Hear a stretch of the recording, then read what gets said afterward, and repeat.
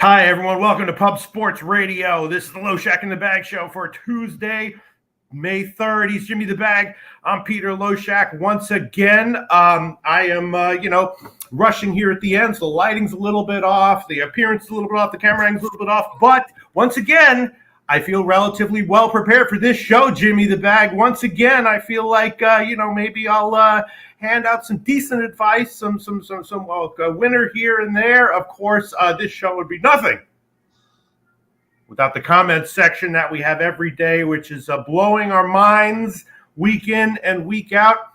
NHL playoffs we have. I can't wait to talk about this, Jimmy the Bag. I've been looking at that at these series. I did well yesterday. I did have St. Louis -1 over Minnesota. I did, Jim. I also, of course, kind of obvious, hit all the first period unders. Not the bigger one was the Boston Carolina game, of course, but we know the first period unders tend to that's what they call quote unquote playoff hockey. I learned that from you and Mr. Gokster and Ian Cameron and everyone. And we'll talk about the Rangers game, Jimmy the Bag. I'm psyched. I'm ready to go. How things going with you, Jim? It's Kentucky Derby week. Oh shit. Okay. Yeah, it's Kentucky Derby week, so I'm just enormously pumped up. There's so much parity in the 3-year-old division. I spent hours upon hours on the race, and I feel like I'm ready to rock. I'm ready to hit that race. I've made some decisions that, win or lose, I'm going to stand by them. It was good when the post positions were announced because it didn't hurt me, which is all that you want, is not to be hurt by the post position draw. And, I'm just very excited about it. I'm very excited about it. And we start Friday morning at 10:15 a.m. here on Pub Sports Radio. So we're Friday, at least, 10 hours on Friday. And then we start again Saturday morning at 10:15 a.m. here. And Saturday's got a huge UFC card. So a lot of excitement. And then in MLB, you came very close to sweeping the board last week. And that was very impressive. And 2 weeks ago, I said I got to do exactly what I did last year. I've got to stop with like a gut feels and anything like that. Just everything's got to correlate. Since then, I'm 27-18 plus 8.42 units. No way. Yes. The season didn't start 2 weeks ago. So, the 16-27 down 14 units, that happened. It exists. It's on my record, and it hurt my bank account, which was taken care of by Scotty Barnes and the Raptors. But 43-45 down 5.58 units. And I'm coming off a 9-5 day on Friday, and I haven't bet baseball since then. It's just been all horses for me. So I'm just so excited to be here with you guys. I'm so excited to break down this card with you. I love Tuesdays working with you. I love being here with the chat. And I can't wait for fucking Saturday. The most exciting 2 minutes in sports, the Run for the Roses, with all this opportunity to make money the way I see it. I'm pumped up, Pete. That sounds awesome. You're up in baseball. Hey, give me 1 second. I realize I have to plug in the computer. I'm on Wi-Fi. So let me plug in. All right, Jim? You do that. I'll give a shout out to all the cappers joining us right now. Gary Tenebra says, can't wait. Let's go, team. Good morning, Jimmy, Loshak, and the whole family. That's exactly what we are, Gary. A team. Let's go. A Vipe says, what up, fam? Going to Vegas on Thursday. Hope to catch big. So exciting, Vipe, that you'll be in Vegas for the Kentucky Derby. Ron Walsack says, spectacular sight to see big white horse Abario challenge Zizos, an epicenter for the lead. Can Tizabon Mo Donegal make a late run? I am not using Abario. I'm not using him first or second in the Derby. We'll see if that hurts when a push comes to shove. I'm not surprised that Epicenter is no longer the favorite.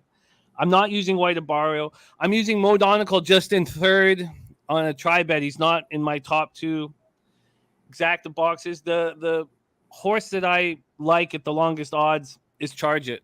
Charge It I will be using. I think Charge It, although extremely green, is capable of a huge race. And a lot of the good thing, I think, is that at this point, because I have not been looking at any experts action at all and not looking at some of the sites that we used to use when we were doing it full time and just solely going on my own capping. Now, I have listened to Zipsy and Bernier and some of the thoroughbred cappers that I really respect on the Derby, and they all disagree with my take.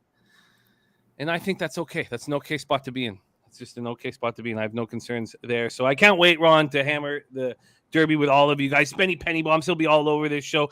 Sammy Calmer in the house. There's Nuke Worker says, happy Tuesday, guys. Just I have 2 fave NHL teams, Red Wings and whoever plays the Leafs. And Zandon, I love that Zandon is going to be the favorite. I feel like I'm forced to use Zandon, but he won't be on all my action. And I want horses that remind me of Tacitus, like Zandon and Mo Donegal. I want them to get bet heavy. I think that will only help me in the long run. And I'm high on Messier. I'm very high on Messier. I love the 12-1 on Taba. I know that the California horses have been disregarded by most pros. I'm very excited about the way everything's banging out right now. We got so much work to do. Michael Irvelina, Nasty Nate, Ronnie Ambergia, Barbarito, Razor Sharp picks. There he is. I can't wait for Friday. Trans Canada, Spud, Rodney Barton, Mark Schillingford, Polly Walnuts, Mr. Vape Amsterdam. What else? There is the big Ragu in the house. Slatsy says, what up, boys? My Blues and Kane series bet off to a nice start. Tampa not so much on Rangers money line tonight with Panthers team total over 3.5 and parlay Panthers money line in Avs in regulation. Why don't you give a couple more shouts out? I'm going to just do a couple copy and pasting of the action that's already been dropped by the chat, and then we'll get to work, Pete. Oh, you want me to do some shout outs? Yeah, do a couple shout outs, man. Oh, we got Lucas Ryan, we got Slatsy, we got Mr. Vape. How you guys doing? We got Jared TG, Matty Eyes, Eldorado Custodian, Gary Tenebra. I'm pretty good at reading these names, Jimmy the Bag. Razor Sharp Picks, Dennis Garcia, Die Hard MMA Podcast, Guillermo Zertucci. Jimmy the Bag, I was going to shave a vicious goatee into my face as requested by someone last show, but I just ran out of time. I'll try to do it for next show, though. Shout out to, where is he? Dan Kelly. Huge shout out to Dan Kelly. Thanks for being in the comment section again. Mark Schillenberg. Yeah, I'm, man, this is these NHL games. All right, are you ready, Jim? I think we can. Let's let JPZ lead us into it. It says Oilers will get bounced by the Kings. Mike Smith makes stops like a car without brakes. I said on the show that I was going to take the Kings money line every game in the series, and I got cold feet and only took the under 6 at plus money, which didn't cash. I don't know why I didn't follow through. I don't really. You were going to take you like the Kings in that series, okay? Yeah. Well, I mean, we just saw what Deneau did to Austin Matthews. We've seen what this. Now I know that the Oilers have tried to create some depth on offense, and they have more depth than they've had with Hyman and Nuge and Yamamoto stepping up when I didn't expect them to. But they're basically a one-line team, and it's very difficult in the playoffs. And But let's get to work, Pete. Let's hammer away at the first game on the card. I was just going to say that was the one game that I didn't do well on. I didn't take the Kings. I did take the first period under on that one and lost just because I sort of forced myself to, even though I felt like it might have been the wrong decision. All right, but we'll talk about that maybe. What did you say, Jim? Nothing. Okay. So you're more down on the Oilers or high on the Kings is why you like the Kings there. Down on the Oilers. I would say down on the Oilers. I would say down on if the Kings had a more. If they had a couple of veterans on that defense, I know they have Edler, who is going to be very helpful in the series, even though he's not fleet of foot and pretty slow out there. But, I just feel like I don't have a great read on those young defensemen and how they're going to be able to handle Draisaitl and McDavid. And that's the only hesitancy with the Kings. Although I love their forward group. I think it's a great forward group. So many options. But I can't wait to talk about this Rangers-Penguins series. All right. Let's get going. Let's get into it. Jimmy the Bag, of course, Pittsburgh and the Rangers, people who have been following hockey or following these shows, Jimmy the Bag. I've been talking about this Pittsburgh Rangers series. I was talking about it all season long, of course.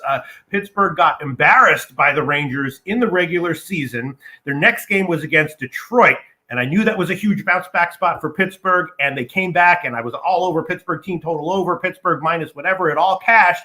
Their next game against the Rangers was very soon after that, and I thought it was also a bounce-back spot for Pittsburgh, and they were going to get their revenge. They didn't. They lost again. And then later on in the season, they lost again. So it seems like the Rangers just have this team's number.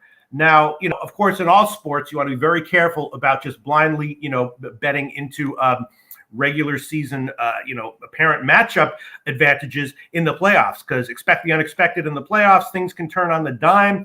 But in all things considered, considering what the line was, when this line came out, I did bet the Rangers. I'm just thinking that for whatever reason, you know hockey a lot better than I do, Jimmy the Bag, of course. For whatever reason, it seems like the matchup here strongly favors the Rangers, even when Pittsburgh is fully motivated, even when they have revenge, even when they're trying to prove themselves. And it was a low line. This was a big bet that I made as soon as the line came out. I figured if you in the comments section tell me something different and talk me off of it, I'll hedge out of it. And I was like, I'll probably be able to hedge out with no loss, which I think is the case now. It's gone up into the minus 130s. Rangers, they win again, at least game one. What do you think? Well, I did a couple playoff pools, not big cash or anything, but, with friends that I grew up with. And I've only picked 3 teams, but mainly I've only picked the Avalanche and the Rangers. I think the Rangers are a real quality hockey team. I think Gerard Gallant is the perfect guy to take them through this experience. He 2018 with the Vegas Golden Knights, he did a spectacular job taking them through the ups and downs of playoff hockey. A lot of ups for them. I don't think he should have been fired, and now Pete DeBoer will be fired. And I don't know what Casey DeSmith will give the Penguins in this series, although I think he is capable of being excellent. We've seen some flashes of him being excellent, but if he gets scored on a couple times early, there's no backup net. There's no safety net with Yari hurt. And so that is a concern for Penguins fans. But, man, Rangers win 52 games, 110 points. Chris Kreider, 52 goals, 26 on the power play. Panarin, 96 points. Zibanejad, 81. Shesterkin leads the league with 2.07 goals against average and 935 save percentage. You have the Norris Trophy winner of last year, Adam Fox, out of Harvard on the point. You have depth. I love the pickup of Kopp. I think that Alexis Lafreniere is the type of player who could step up in this series. And there's always those guys who score 30 points in the year, who are a point a game in the playoffs and just go off. I think Lafreniere is more than capable of being that guy. And you have Crosby, Malkin, and Letang, who've played 486 postseason games. But they haven't won a postseason series since 2018 first round when they beat the Flyers. So all of our memory of this team in the playoffs has been struggling. And you had a general manager who wasn't allowed to trade Letang and wanted to kind of start over. He wasn't allowed to, so he just left. He just resigned from the team because he didn't want to go through this process of watching these experienced veterans get bounced in the first round again. So I don't see how the Rangers don't take care of business here. I really don't. I really don't. So I took them on the -1 line as well. Yesterday or the day before, I got plus 136 on the -1 line. But you don't want to count out Malkin and Crosby ever. And Gensel's had a great year, but I just think the Rangers are quite a bit better hockey team. Well, one thing I've been doing well recently, and part of the reason I've been personally doing well on my own accounts is not overthinking. You know what I'm saying, Jimmy the Bag? Not overthinking. But just for the sake of good content here, I'm going to overthink for 5 or 10 seconds. And the main reason you might want to overthink this is from Mark Schillenberg, right? Where is that comment? Kind of nervous about this one. Everyone and their mother is on the Rangers. It's such an obvious play, Jimmy the Bag. That's one of the reasons why I took it when it opened, because I was like -117. If I really hate it, I'm probably going to be able to hedge out at a small profit, which is the case right now. I got it at -117. Everyone and their mother is on the Rangers. Is that a reason to be nervous? I mean, I feel like it's not a successful place to be in when everybody's sort of on the same side. But why did the Penguins not show anything in those games against the Rangers down the stretch? Right. Are they capable of turning it on here? I just, up and down this lineup, I think the Rangers are just better.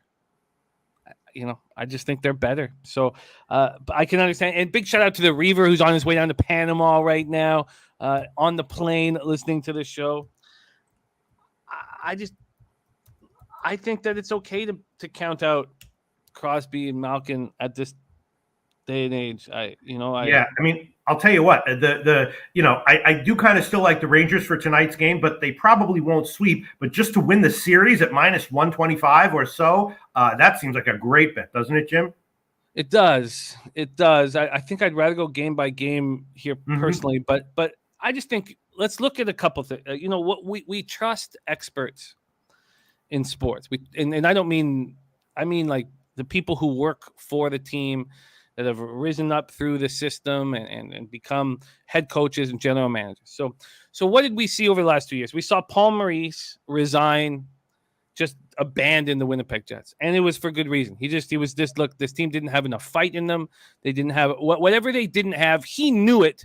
And he was like, I'm tired of this. I've been here for 8 years. I don't want to keep losing like this. I'm out.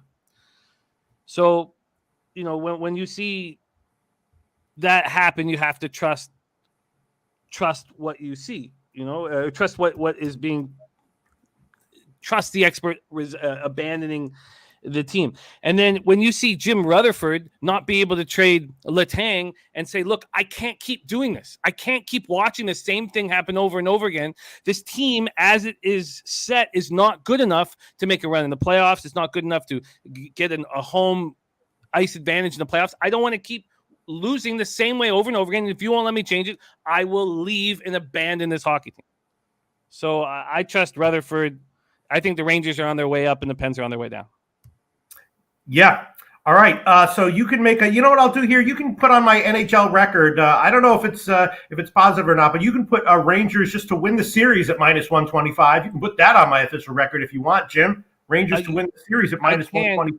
Go ahead. And your record right now is 75 wins, 66 losses. You're hitting at 53.2%. You're down 0.13 units, 0.09 ROI. You had a great day on Tuesday last out. You lost the Panthers Rangers minus ones at plus money, but you cashed 3 team totals in the over 5.5 in Seattle, Vancouver. You went up 2.13 units last game. So yes, I will add it to your action right now.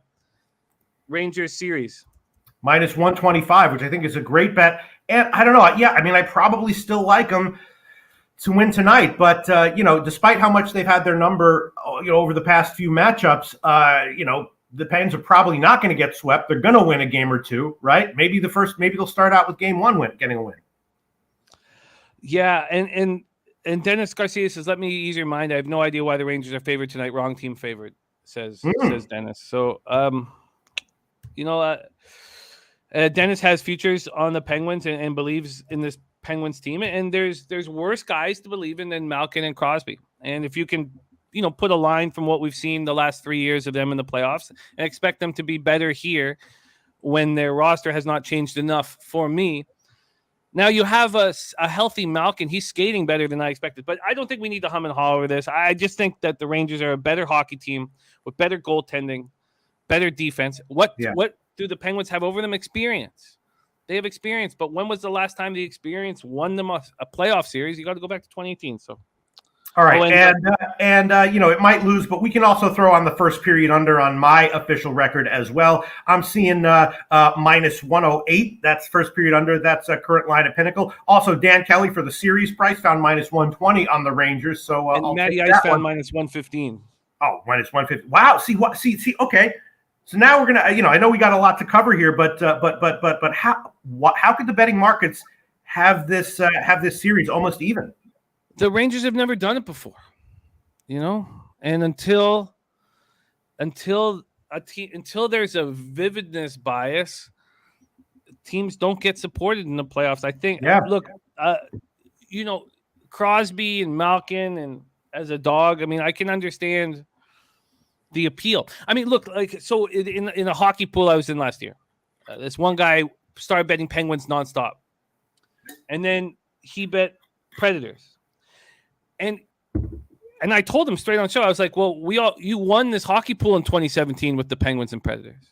I mean, some people have a memory of Crosby and Malkin and Letang playing at a certain level.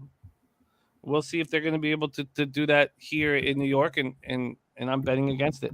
And even if the Rangers lose game one, I will take them to win the series. Okay, well, so I'll stay. I bet it. I probably won't hedge out, but officially, I'll take the Rangers to win the series at -115, and the first period under tonight, which is 1.5 -108 current line at Pinnacle. You're locked in. -115 for the series, -108 on the under 1.5. I'm on the Rangers -1. And Matty Ice says BetMGM has Rangers to win game 1 and Rangers to win the series +195. I don't think that's necessary, Matty, because like for me, I'm going to bet the Rangers to win game 1.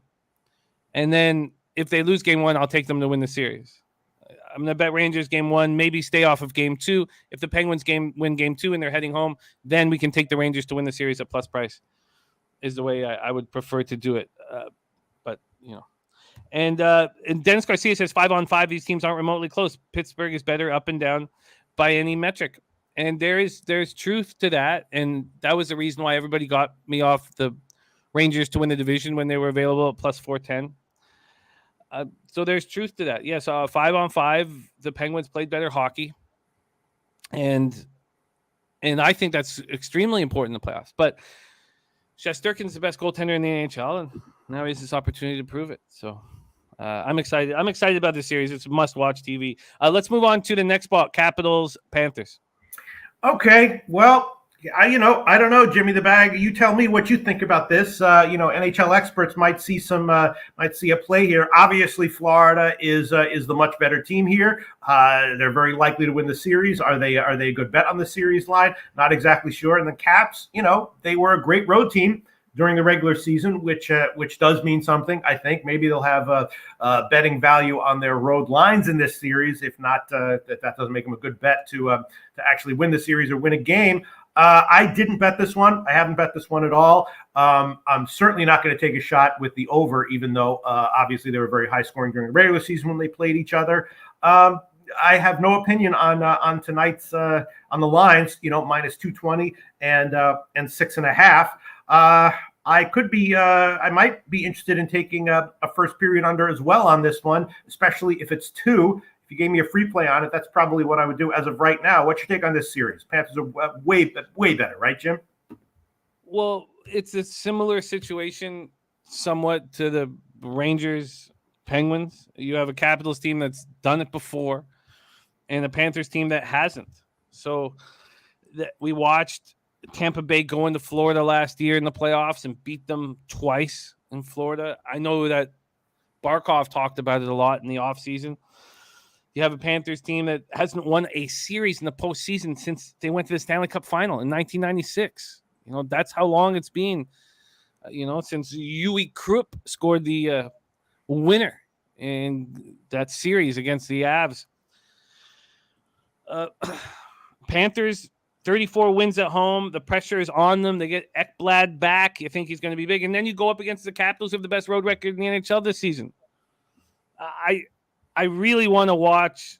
In Ovechkin, I want to make sure that he's able to snipe. Supposedly he is. And we don't even know if Samsonov or Vitek Vinnycek will be in that. Dennis Garcia says taking Washington money line every game. I think that's an angle that could prove a positive ROI. Birdie bet the Capitals team total over 2.5. I need to watch this. I want to watch the series badly. I want to see how the Panthers handle the pressure. I think the Capitals are very dangerous as the best road team in the NHL with no pressure on them whatsoever. All right. Well, Jim, you can add on an official play for me. First period under 2, -120 current line of Pinnacle. First period under 2 at -120. Wow, yeah. That's a wild. I did that, yesterday I took the Boston Carolina first period under. I also took Toronto Tampa Bay first period under at 2 as well, despite the fact that, of course, those are Toronto is a super high scoring team. But all things considered in that matchup, I thought it was a good bet. And this game feels similar to me. If 3 goals are scored in the first period and I have to eat a loss of 1.2 units, that's fine. Interesting. I'd be very curious to see what I could build that at because I find it a fascinating bet. I'd get -230 on the under 2.5 and +150 on the under 1.5, and that would give me a -132. I think it's a fascinating bet, and if it keeps going up and I can get a little bit better of a price, I'll jump in there with you. Yeah, I think Florida's going to start out the series playing a little bit defensively. Why not? All right, so you can make that official, right, Jim? That is official for you. First period under 2 -120. And Mark Schlingberg says Yari was pretty good last year until that first round. Well, Yari's got the broken foot on the bench, so it's up to Casey DeSmith to step up, and we've seen him do that at times. So let's keep rolling, though, my man. Next up, we have Nashville Predators and Colorado Avalanche. The Avalanche, a ton of hype coming into the year, and all the injuries. They continue to dominate and be awesome throughout the year, despite injuries and a less than 100% lineup. Now they're heading into the playoffs with, I believe, 100% full lineup, if not very close to it.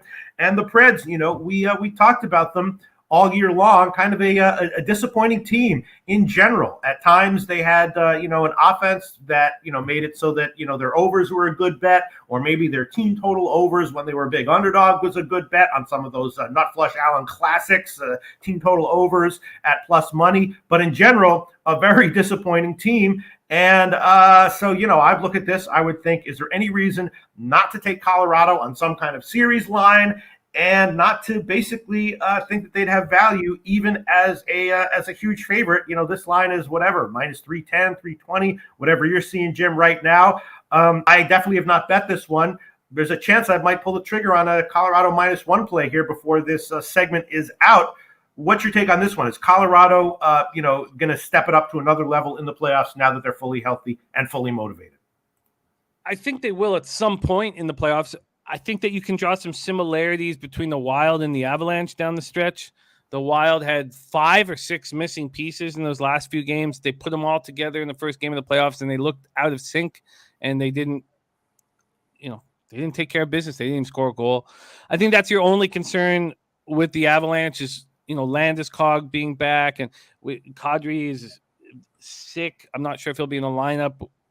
We'll see. But a lot of these pieces, they haven't all been playing together over the last run that they've been on. That's the concern. But if it's David Rittich in net, he's just in enormous trouble. I don't see. I think that they got it. They have a better chance going with Connor Ingram. I think Connor Ingram, could have a chance of getting hot at the right time. But without UC Saros, they're in a whole world of trouble. I came close to taking them on the sweep. I wonder if Game 3 for the Predators is a dangerous spot. I have some interest in the sweep. I don't know if we're getting enough risk reward here, but I took the Avalanche -1.5 at -125. It's now -130 at -1.5. When I watched what happened with Minnesota, it gave me a lot of fear about this bet. Birdie said, Why? Just because you have players coming back that weren't playing. You talking about the Minnesota-St. Louis game? Yes, Minnesota had 6 players that were back in the lineup, and now the Avs have less than that, but key pieces back in the puzzle. Not that I'm some kind of an NHL expert here, but the reason I bet St. Louis in that one was mostly because of St. Louis, not because of Minnesota. You know what I mean? Sure, but the idea that Minnesota wasn't going to be able to turn it on right away, bringing all these new pieces back into their lineup, was a very smart angle, and it's an angle that could be used here. Not trusting the Avalanche or not trusting the Avalanche early. Brady says, I stress caution in this game as backers. They limped into the playoffs. I'm very close to jumping on Nashville here. Like I said last week, if you're the Avs, it's not a light switch. Nashville's very live tonight. This is the only thing that worries me. Nashville can be undisciplined. So. Yeah, that's a crazy one. Yeah, I took the Avalanche -1.5, -125 when I just got a little too caught up. And if it's Rittich out there, he's going to get lit up. I just don't see a chance of Rittich being able to shut down this hockey team. So, but it's tough. It's tough to bring in your, star players, your captain, players who haven't played for 15, 20 games, and then just be rolling right away. What would you expect? What would you expect from Colorado defensively? Well, Duchesne putting up 86 points, 43 goals, caught me by surprise. The defensive star for the Predators, Roman Josi, puts up 96 points. The Nashville power play, 24.4%. They have a better power play than Colorado on the season, and they have almost exactly the same special teams. So, Bowen Byram looked really good down the stretch. He only played 30 games this year, but he put up 17 points. Samuel Girard was not as strong as I expected him to be, but he's sort of a smaller offensive defenseman, and he talked about how important it was for him to play the best defensive hockey he was capable of playing. He said that with Cale Makar and Devon Taves, he doesn't need to be offensive-minded with this team. He just has to be in the right position defensively, and I thought he did that. But I mean, you're talking about a very slow Eric Johnson, who is going to provide toughness, and then you got Byram, and then you got Girard, who are smaller defensemen, and I think that the Nashville Predators will try and pick on those guys. They'll try and pick on them nonstop, but it's the Avalanche firepower and depth going to just take care of everything. It's a possibility. Because I was thinking about maybe a shot with Nashville team total under, but here's commenter Anthony, Predators -1.5. Wow. Oh, Red Girl says Nashville's a play in this game. Don't overthink it. There's zero chance that I can. If UC Saros was in that, I would agree with you, Red Girl. But with David Riddick or Connor Ingram, wow, Colorado, if you think Nashville's going to win this game, then take their team total over. Red Girl naming Nashville a don't overthink it play. Wow. Yeah. What a tough one. Crazy.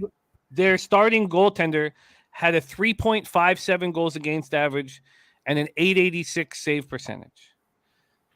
He is in enormous trouble. I mean, I'm sure that, as far as the public betting action is concerned, it's 98% on Colorado. I would imagine that. Let's check it out right now, even though we kind of stay away from it. On the money line, we have 82% of the tickets and 87% of the cash on the Avalanche money line. So I don't know if Nashville is a don't overthink it play, but it's definitely a doing the opposite of what all the idiots are doing play. That's for sure. We do know that all the idiots are right sometimes. Yes. And look, Maddie, I say national team total over 2.5 -110. I just don't see a world where Riddick could step up here. I see a world where Riddick is skating back to the bench and taking his blocker and glove hand off and watching Connor Ingram skate into the crease and finish off the game. All right. Well, I'm officially rooting for Nashville in this one because I'm not going to bet it, and I would like to see a win for Red Girl. So too crazy of a game for me. Pass for me. Hope Nashville cashes for Red Girl, though. Yeah, if it does, it will be the best bet of the season. To not just bet it, but to say don't overthink it.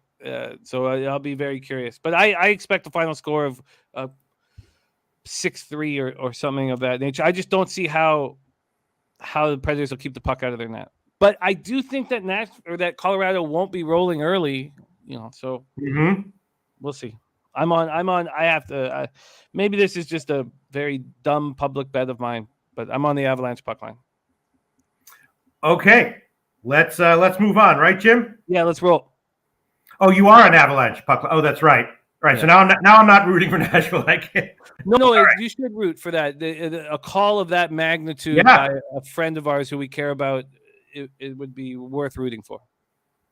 Okay. Well, so now Dallas Calgary, right, Jim? Yes, Dallas Calgary, and this is going to be series. I didn't make an incredibly stupid public bet on Colorado in the Nashville Colorado game. I did make a very stupid public bet on this one, though. I have already taken Calgary. I also took the Dallas team total under 2.5 at -135. It's just Calgary, an extraordinarily impressive team, right? The coach, very impressive coach. They're also motivated, right? Because Calgary recently has had playoff failures. And Dallas is a team that was great at home, not as good on the road, and just in general, a team that was a disappointing team, right? Not at the level of Nashville, but in general, a disappointing team. I didn't get too burned with Dallas this year. In fact, I think I did okay with them overall, but that's because I pretty early on accurately had them pegged as a team that was maybe a little bit overvalued, a little bit overrated, a little bit disappointing. They'll get their wins at home, not by huge margins, but 3-2 type wins when they needed one. But definitely a team that I would be willing to bet against. Again, going up against a juggernaut like Calgary with their motivation, their coach. So I did already bet Calgary -1. I did already bet Dallas team total under. And for this show, I might add on the Calgary just to win the series as well. I'll check the lines right now. But Jimmy the Bag, what's your take on this one and Dallas in particular? I know they've got some great guys on their top line, but in general, they seem to me like a pretty disappointing team and a team that's beatable by legit elite NHL teams, which Calgary is. And Dallas seems to think, if you listen to Seguin and Ben talk, that they beat the best teams in the league. That's who they want to play, and maybe they're just saying that out loud so they all believe it. I just don't trust the Dallas Stars, right. And I see them as a team with so much talent. What's Radulov going to do? What's Gurianov going to do? What is Ben Seguin going to do? Because we know that the Pavelski, Robertson, Hintz line is going to roll. The Flames, in 2018-19, I had them to win the division at plus 625. They win the division. Avalanche, and then but I also had them a conference and Stanley Cup, and then the Avalanche come in and beat them so easily. I believe it was in 5 games. Then in 2020, the Stars almost were down 3-1 in that series, but scored a late goal, won in overtime to make it 2-2, beat the Flames, and then went on to the Stanley Cup final.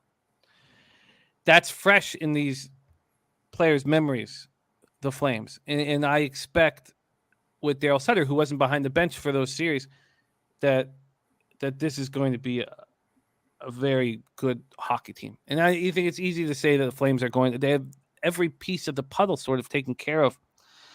And so the only NHL team to finish in the top 6 in goals for and goals against. I mean, now all right. I've got futures on the Stars from the beginning of the year. I've already counted them as losses. And even if the Stars somehow upset the Flames, I still think those are all losses. But all the pressure's on Calgary, and I think they will handle the pressure. Okay, Jimmy the Bag, can I read some comments to you? Yes, you can. Birdie, best bet of the night, Stars money line. Birdie, Stars series win. Let me see. Slatsy, 45, of all the big faves, this is the one that concerns me the most, more than Colorado. I am off this. Hope Flames win just for Dennis Garcia. Sean Mosler, this Stars team is built for the playoffs. Wow. On paper, they are. On paper, remember how high I was at them at the beginning of the year when pundits were saying this was not a very good hockey team. I was like, are you kidding me? Because on paper, this team is excellent. On paper, this team could easily, or not easily, but could feasibly beat the Flames in the series. But I mean, look at this Flame squad this year. They 50, 21, and 11, 25, 9, and 7. The Stars went 19 and 20 and 2 on the road. They were abysmal on the road in the first half of the year. The Stars have good special teams. The question is, will these Stars step up? And can you put some fear in the Flames early? Can you put some fear in Johnny Hockey early? Because you're not going to put any fear in Matthew Tkachuk. I mean, forget about that shit. So Markstrom is pretty level-headed. I don't think you're going to put fear in him, and you're not going to put fear in Daryl Sutter.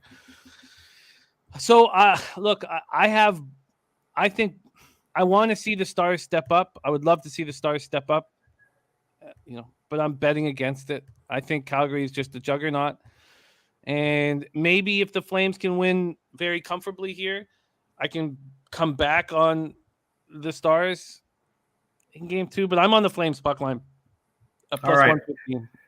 115. We know that Calgary likes to play very tight defensive games, and so does Dallas. So I'll take the first period under here as well. At Pinnacle, it's a 1.5 plus 107. I'm tempted to go safe and take under 2 at minus 196, but I'll just take the 1.5 at plus 107. Current line at Pinnacle. You can make that one official for me, Jimmy the Bag. And I was maybe going to throw on Calgary minus 1 or the Dallas team total under, but I guess I'll hold off. Although I could easily, if Birdie's right and Dallas does win this one, I could easily see like a 2-1 win or something like that, I think that Wedgwood will be the starting goaltender in the most important games of this series. So can I sit here and say Ottinger is going to stand on his head and shut down the Flames?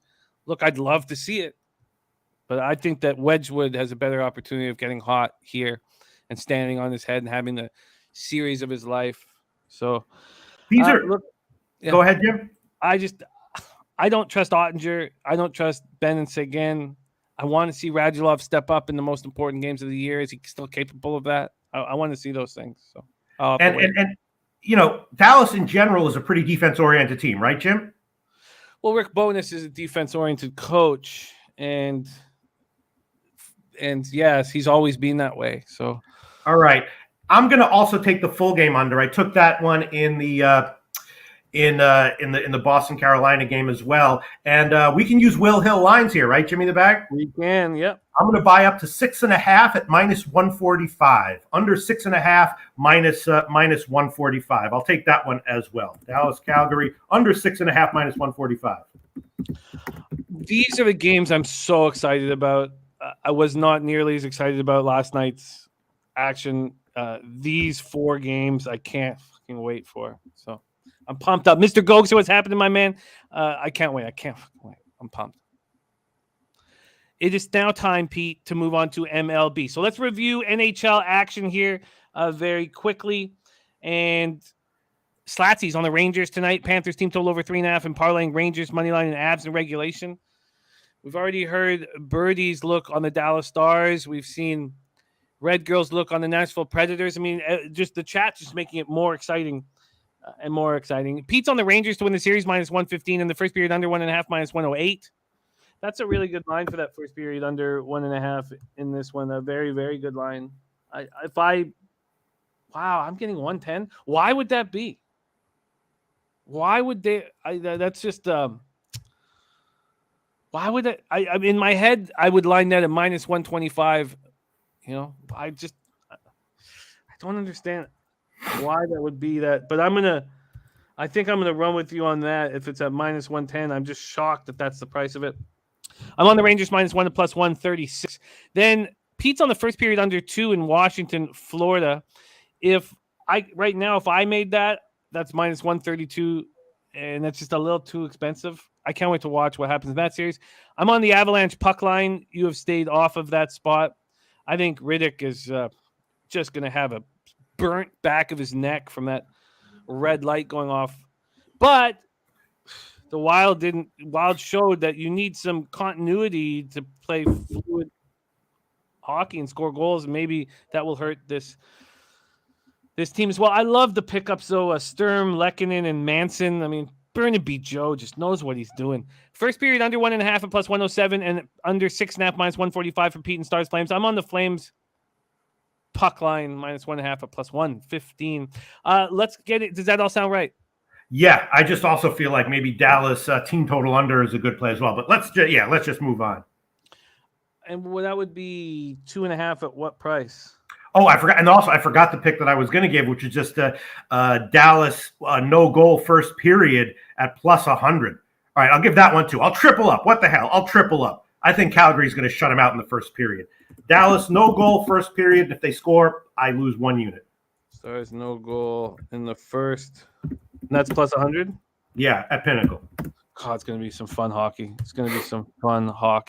And Birdie bet St. Louis to win the Cup at +1,500 today.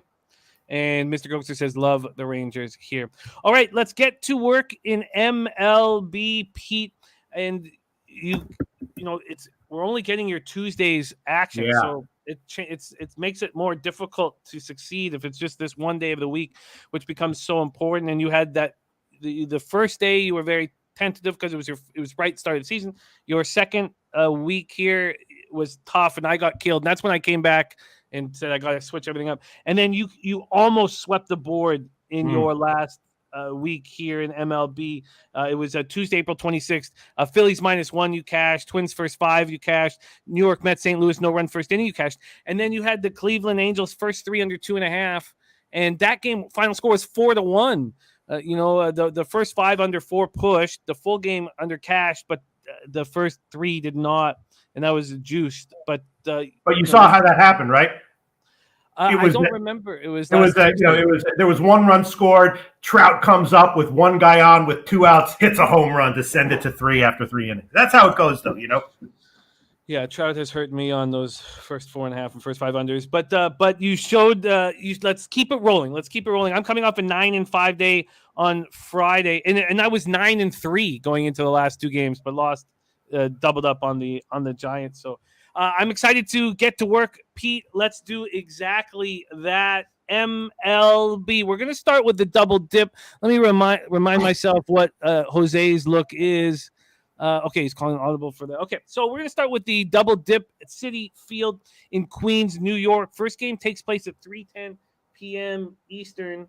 Let's move over to 3:10 p.m. Eastern and see what we are dealing with weather-wise here. 63 Fahrenheit at first pitch, 5.6 miles per hour in, but that becomes out to left, and then out to left, sort of left field pole after an hour, and then actually out to left at 6.7 miles an hour. So the wind changes quite drastically about an hour and a half into the Braves-Mets game one.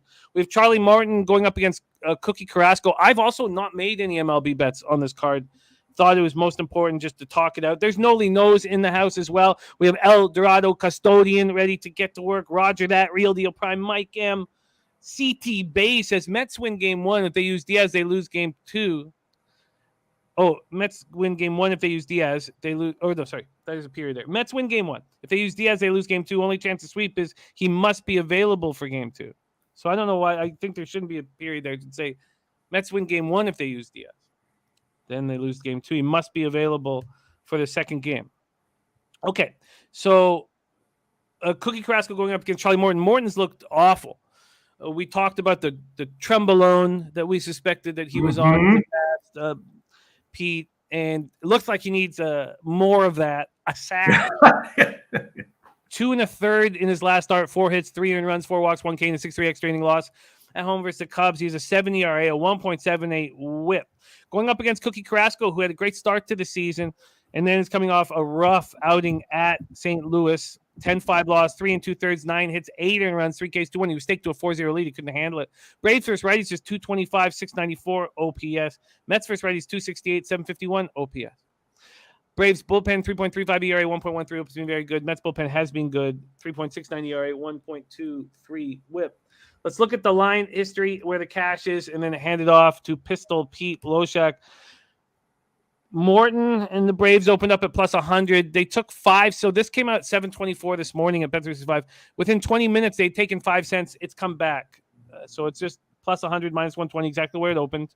This total opened at the under 7 at plus 100. We have so many 7s on the board today, Pete, and they're tricky to deal with. When we look at where the cash lies in this spot, there are 2 teams that have full line value. Like when I say full line value, I mean it's filled in completely on Sports Insights. 2 are half, a few have slivers. The full value are on the Atlanta Braves and the Texas Rangers. There's only 3,707 tickets in the Braves-Mets game. You have 72% of the tickets on the Mets, 83% of the cash on the Mets, and the market's not moving towards them. 70% of tickets on the over and 74% of cash on the over, and the market's not moving towards the over. This is tricky. Take it away, Pete. First game on the card, double dip, game 1, Braves-Mets. Yeah, so Charlie Morton, I remember like years ago, like he's not that old. I remember like 5 years ago or something, or 6 years ago, he was on the auto fade list, right? And then something happened, right? He went on the juice, on the trenbolone, and then all of a sudden he was an auto play on. Now, as you said, Jimmy, it looks like he's reverted back to being basically, an auto fade. I'd put him on human growth hormone, HGH. I'd give him Nolvadex. I'd throw whatever I could on him to get him back. I don't know. This might be the end of the road for him. Carrasco crushed in his last start, but his 3 starts before that were good. I haven't bet this one yet, but I definitely like the Mets here. Mets first 5, maybe Mets first 5 team total over. In general, I'm betting baseball a lot closer to first pitch than I have been in my betting career, and that's been a good thing. As we've talked about, Jimmy the Bag, in NHL too, actually, with myself. These past few weeks, there were 3 NHL bets that I made where I beat the closing line by like a mile, and all 3 of them lost. And so we've talked about this in MLB. So I'm betting close to first pitch much more now than I ever have in my betting history. But I definitely like the Mets here. Whatever, full game, first 5 team total over. I think Morton's vulnerable again, and Carrasco, I expect him, to be better here. Atlanta's a tough lineup that I don't like to fade. Let me see. I think I might even I might throw on officially the the Mets first 5 team total over or something like that. I don't think Morton's going to come in here and have a lights out start. So we can do that. I'm seeing at let me see, at Heritage right now minus 125 at 1.5. I'll check what Pinnacle is, but we can make Mets first 5 in game 1 team total over 1.5 an official play. Jimmy the Bag. I'm seeing team total over 1.5 at minus 125. Hunter, my man, who I got to get on the show soon. What a great MLB capper he is. Let's put a date together. I know you were in Vegas last time I tried to get you on. Let's get you hooked up here. He says he feels the same about the Rangers. Says can't bring himself to bet them. Double dipped on the first half over and full game over on 2 units each. And that was me replying as Pup Sports Radio. I'm back to being Jimmy the Bag. I screwed that up. Dabby Cap saying first 5 over looks good in this one. Not going to lie. Yeah, statistically, it looks very good. The market is sitting there offering it to you at a very decent price and not moving towards the over. Why do you think that is, Pete? What? That the markets, that all the money's coming in on the over. The stats are telling us that these pitchers have been touched of recent, and the total is so low, but they're not juicing that over. I'm not sure. I mean, presumably the market just isn't moving unless big sharp action comes in. I mean, clearly, obviously, until further notice, you want to think twice about taking any over and only think a half about taking any under right now in MLB. I mean, until they change the baseballs or the humidors or something, which they probably will at some point. But as of right now, scoring is down, home runs are down, everything is offense is down. So that doesn't surprise me a huge amount. Yeah, and I've been okay taking. I've had a lot more success taking unders than overs this year, but I've done okay with some overs as well. And this is one where sure, if Morton comes in and throws 5 innings, gives up 1 run, I'll eat the unit and a quarter loss. But right now at Heritage, minus 125 for Mets first 5 team total over 1.5. Makes a ton of sense to me. Your bet, a ton of sense. Mets are hitting 268, 751 OPS versus righties. This just makes me very uncomfortable. And you saw the start I went on; it was atrocious, and the whole summer was going to be ruined. And I'm not in a situation where I can fall apart, with 2 young kids, and we do have the house that we're moving into finally, and all this stuff. Like I can't fall apart. And so since I've made sure that everything correlated before I moved, I'm 27 and 18 up 8.42 units. I will stick with that. So I'm going to stay off this spot. I will cheer you on. And I'm not going to make it official, but I will almost certainly be on, the Mets full game and first 5. Yeah, I'm going to probably be on the Mets here.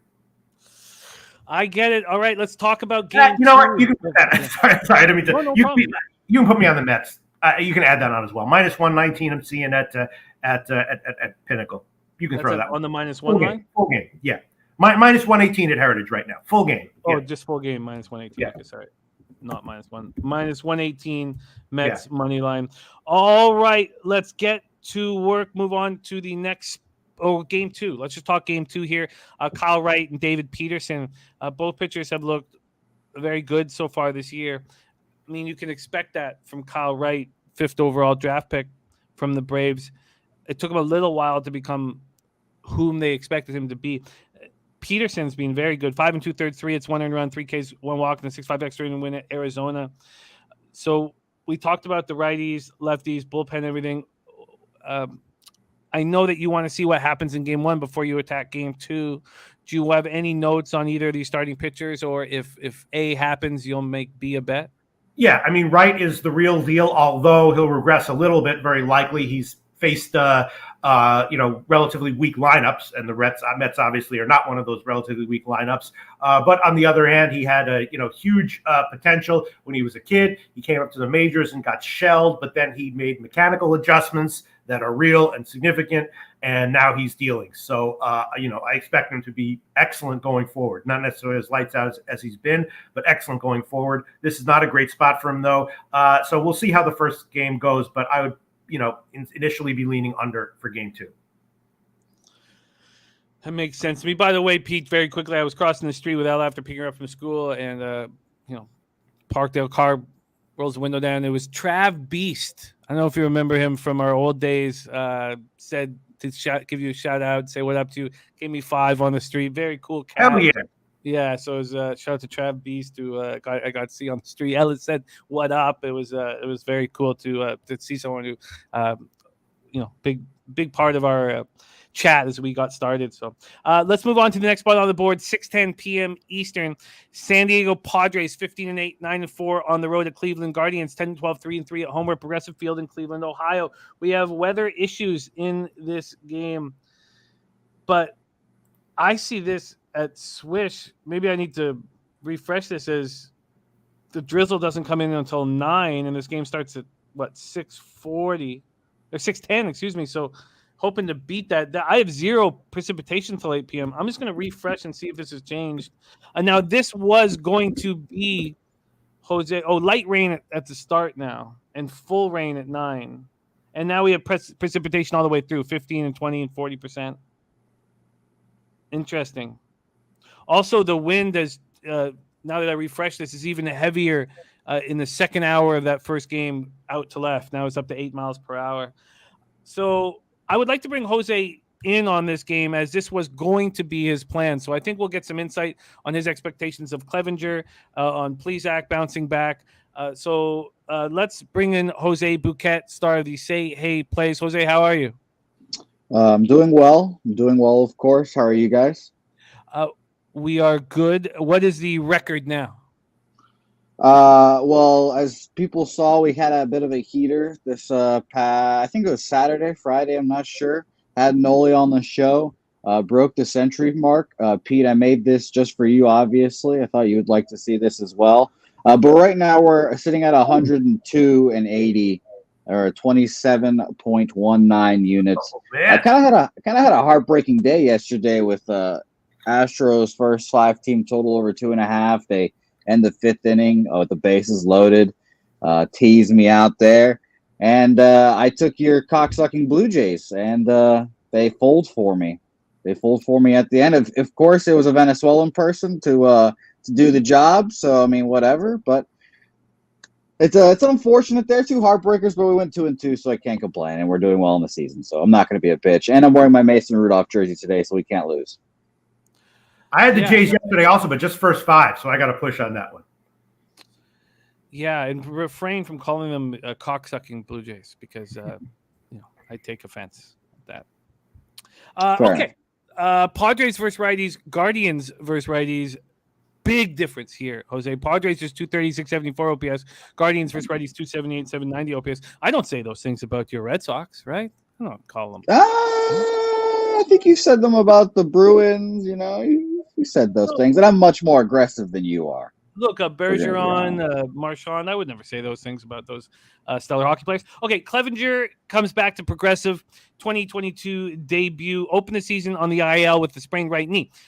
We didn't see him in 2021. He was recovering from Tommy John surgery. He threw 67 pitches in his 3rd and final rehab start for AAA El Paso, expected to go 4 to 5 innings. We'll see if this game pops off. Let's talk about it as if it will. We have the Padres opening up at -135. They get up to -145. They're sitting at -140 right now.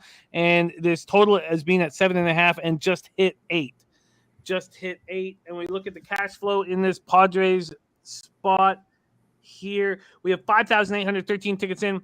68% of the tickets, 74% of the cash on the Padres, 50-50 with the total, but 63% of cash on the over, and it's gone to the over. What was your plan before weather got you off of it? Well, I don't know why everyone's betting the over, first of all. As you guys know, I am not someone that is very afraid of market movements.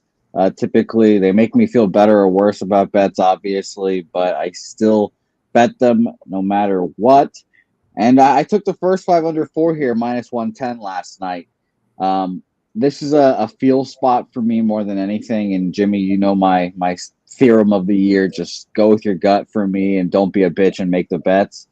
And the plain and simple fact of it is Mike Clevenger, Zach Plesac are former teammates and they're competitors, and I think that they raised their game. We had a start like this the other day. I don't remember if it was on this show or what, but we said that Marcus Stroman is one of those guys that raises his competition when he goes against really good pitchers. And he went against Corbin Burns. They both pitched really well. We forecast the first 5 under. I think we'll have a similar spot here with Clevenger, obviously first start back. And he had 3 rehab starts. His last two that I wrote down were pretty good. He gave up 1 run in both of them, but 5 Ks in both, only 1 walk. That's something I'd be more worried about if it was like a James Caprillion, for example. His couple rehab starts or his AAA starts, he had like 8 walks and like 7 Ks or something like that. It was very high K to walk ratio, and I was like, well, that's not a good sign. And I bet against him, and luckily that worked out for me then too. So I like what he's working with to start off the year. I think he's coming back healthy. He's taken a long time, obviously, to come back, and playing the Guardians, his former team. That's just a perfect recipe for him to come out and dominate. So I took the first 5 under here, and obviously Plesac last time out against the Angels, he got rocked, but that's a good Angels hitting squad. I trust that he'll bounce back here. And yes, right now the Padres are 7th in against right-handed pitching and weighted runs created plus 113, so 13% above average. A little worried there. So honestly, if I think runs are going to be scored, I do think it will be on the Padres side. But I do believe Plesac will have a bounce back start, and I think he's a great pitcher. I think he's been bet on this whole year. Though I got hurt last time with him, I will keep betting on him, and he will keep cashing for me. That is my new theorem as well. If I think I have a pitcher that I like and that's been winning for me, even if he fucks me once, just keep betting him. Just keep betting him, and it's going to go well eventually. Yeah, and did the rain get you off of this, or you want to make this official? I already made it official last night, so I'll make it official here. I was just worried that I was gonna make this whole soliloquy is gonna be a great thing, and then say, "Hey, play canceled." So now I have 2 apparently, so it's okay. So what did you get to say, "Hey, play today" that you tweeted out? First 5 minus 110, and it was under 4. Yeah, under 4 minus 110 for Jose. Say, "Hey, play of the day." Pistol Pete Loshak, Padres Guardians. Yeah, I didn't think about it too much because of the rain. I just sort of assumed that it was going to be rained out. And also, I think obviously both starting pitchers come with question marks. Clevenger will definitely be, on a, well, not definitely, but I strongly assume will be on a pitch count. And, the Pods pen hasn't been that good recently. And Plesac, you're high on Plesac. I know his a lot of fly balls, his strikeouts, not that many. So I'm not, I wouldn't say I'm down on him. I wouldn't quite say I'm high on him either, though. So I might lean San Diego first 5. That would be my lean here. And that's about it. All right. Well, we will move past. I'm going to let the rain keep me off of it, but I agree with the idea that Plesac bounces back and, Clevenger going up against his old foes. If the rain wasn't an issue, I would be with you on the first 5 under 4, and I still may be. Great work. Say, "Hey, play today." We'll be back again for the Twins game. And who's your special guest on today's show? It's Dabby Cab. Dabby Cab back with me again, of course. Shout out to Dabby. He's been rolling great this year in the MLB, and we're back again. It's going to be a great time. I love it. Thank you so much, Jose. And for our show, we have Connor Mack breaking down MLB for us tomorrow, and then Dabby Cab will be our guest on Thursday. All right, let's move on to the next spot on the board. 6:40 p.m. Eastern. Arizona Diamondbacks 11-13, 6-6 on the road to the Miami Marlins. 12-10, 6-5 at home. We're at Lone Depot Park in Miami, Florida. Humberto Castellano going up against Trevor Rogers. Let's start with the line history in Miami. We have pull this up. A big move towards Trevor Rogers, 30 cents. They opened at 5.50 in the morning at minus 155, now at minus 185. So a big move towards these Marlins. Let's go over to the total here. We have it opening up minus 120 to the under. There's been a 5-cent move towards that under. So it's now minus 125. And then we have 2,698 tickets in, not very many tickets in, and it's all Marlins money. 84% of tickets, 89% of cash, and then 42% of tickets, 63% of cash on the over. Castellano, 1-1, 5.79 ERA, 1.50 whip, 15 hits, 8 Ks, 6 walks. hasn't looked very good, and he got lit up by the Cardinals last out. 2 innings, 5 hits, 5 earned runs, no homers, no Ks, 1 walk. Trevor Rogers coming off a nice start at the National. 6 innings, 2 hits, 1 earned run, 4 Ks, 2 walks. He got torched at home on his 1 start at home. Now he gets to come back home. Diamondbacks don't hit lefties. 169, 543 OPS. Marlins versus righties, 248, 730 OPS. Diamondbacks bullpen hasn't been as bad as we thought. 4.30 ERA, 1.40 whip. Marlins bullpen, 3.24 ERA, 1.18 whip. CT basis, Rogers was good again on the road last start. Got rocked once at home versus Phillies. Going to pass. Let's see if Pete is going to pass. Diamondbacks, Marlins. You like this spot? Yeah, I wanted to take Miami here, but I missed. I missed the opener, and the reality is that probably in my private accounts I'll probably be on them at the shitty line, but I don't want to admit that publicly. So if it loses, I can deny that I was ever on it. But that's actually not true. I might not actually take them because Arizona they're not a good team. At some point, I think they will be, and certainly in spots, a good auto fade. But as this big of a dog against Rogers, who has not been lights out, he's got a great changeup, but he needs command to be elite, which he probably will be here and probably will be going forward. But he's had some command issues this year, so at this big of a dog line, I'm not sure that I'd want to fade Arizona here. So I guess it's going to be a pass for me. Although my first thoughts were betting on a good bounce back spot for Rogers, and or a continued excellent start for Rogers, and betting on Miami or the Arizona team total under. The game makes me nervous. I'm going to be off it, Jim. I would have bet Miami at minus 150, but at minus 180, I think I'm going to have to pass.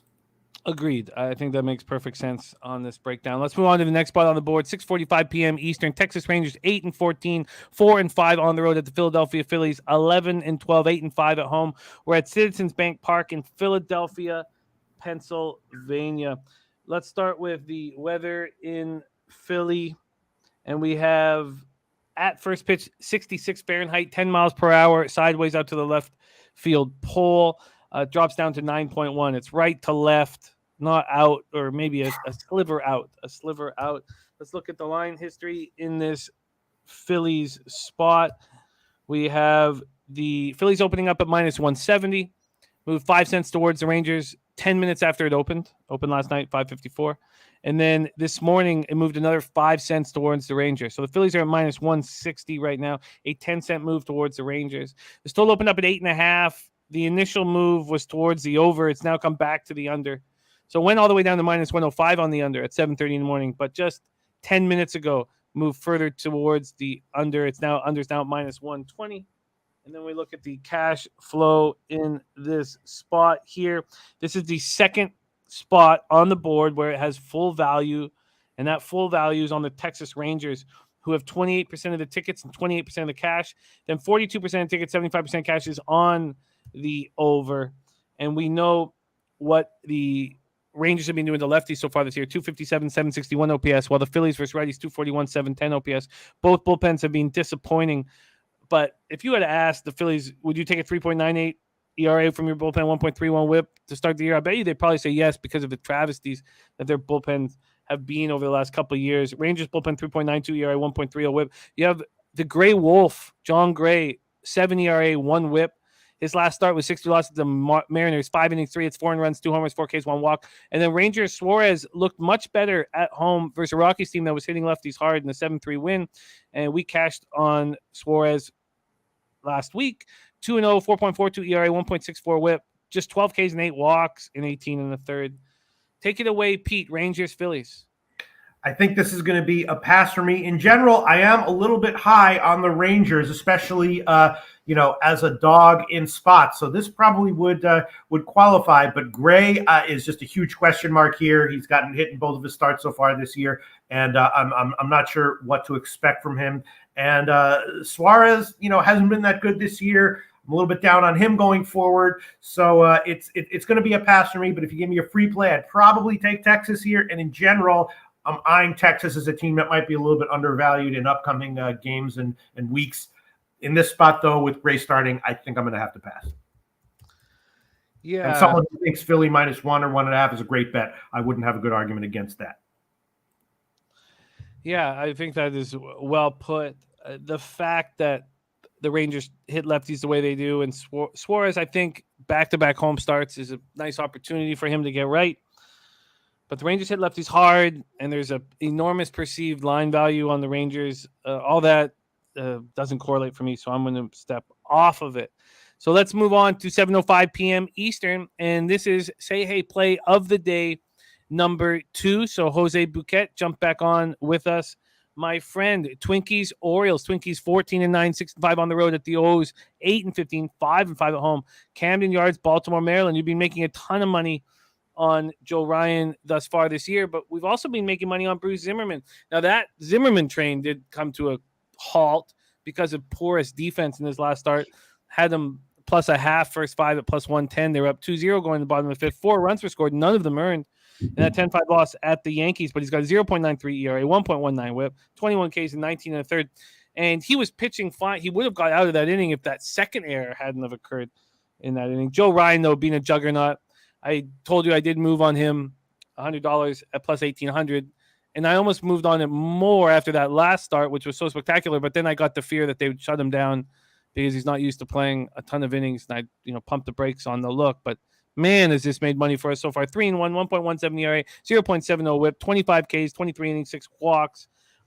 Twins versus lefties, 229, 702 OPS. Orioles versus righties, 218, 621 OPS. The Twins bullpen has looked much better of late. Let's start with the weather in Camden, 68 Fahrenheit, and it is almost identical weather to what's in Philly, as expected. So close to each other. It's blowing right to left, slightly out at first, and then just completely right to left. 10.1 up to 12, and it's 68 Fahrenheit at first pitch. When we look at the market history in Baltimore, Zimmerman, Ryan, the Twins open up at minus 175. Initially, there's a 10-cent move towards the Orioles that comes back 5 cents. So there still has been a 5-cent move towards the Orioles since the opener. And this total at 7 was juiced to the over at first at minus 120, and now it's flipped, juiced to the under at minus 120. It did get up to minus 125, and then cash flow-wise in this Orioles spot, let me pull this up here. Where the hell can I find it? There we go. They have half line value on Baltimore and Zimmerman, 7,994 tickets, and 80% of the tickets on Minnesota, 70% of the cash, 55% tickets on the over, 68% cash on the over. Yeah, it's gone to the under. Take it away here. We'll start with Say Hey Plays of the Day, Twins Orioles. Well, I was initially thinking about 2 plays here, but honestly, I'm a little bullish still on Bruce Zimmerman. I don't really know if this train is real. I don't know if the tracks are sturdy. I don't know if they're made of wood or steel, if we're going to continue the analogy. Like you mentioned in New York, 4 runs, none of them earned. That's great. 5 Ks and a walk. He's keeping the walks down, and that's what I like about pitchers. That's one of the things. If you're throwing strikes, I want to bet on you. But like I said earlier, I've got my guys. I'm going to keep on betting my guys until the tracks fall off. TJ saying right there, Zimmerman's getting so lucky. Exit velo up, sure. I mean, he'll take that. But I just think Joe Ryan doesn't give up any runs is the plain simple fact of it. If he gives up 1 run there, I still think that the 6th best team against lefties right now, 128 weighted runs created plus, can get the job done. I got the Minnesota Twins minus a half in the first 5, minus 110. Right now in Bovada, it is at minus 120. So that makes me feel a little better, I guess, but you can take it there. I still bet it there. And I was honestly looking at the first 5 under 3.5 as well. That's also at a minus 120. That seems kind of like the layup play in this game. But in my head, I was worried, if I'm betting on the Twins to win the first 5, then I'm really just banking on a 1-0, 2-0 there, and then hoping for the best. But at the end of the day, my trepidations about Bruce Zimmerman kept me off the first 5 under there. But I am still grappling with that fact, and by the end of by Say Hey Plays at 4:30, 5:30 Eastern, maybe I'll end up making that official.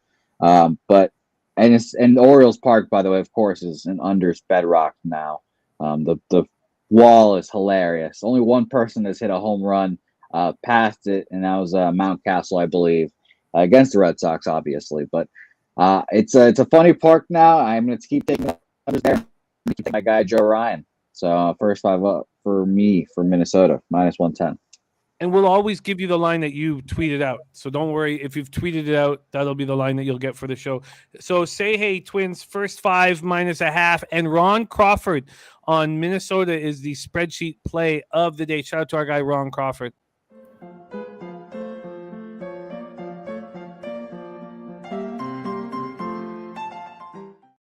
Daddy Cab says Zimmerman fraud, in my opinion. 4.7 ERA, guy pitching under 1 right now. Take that for what it's worth. Let's see what Pistol Pete Loshak has to say.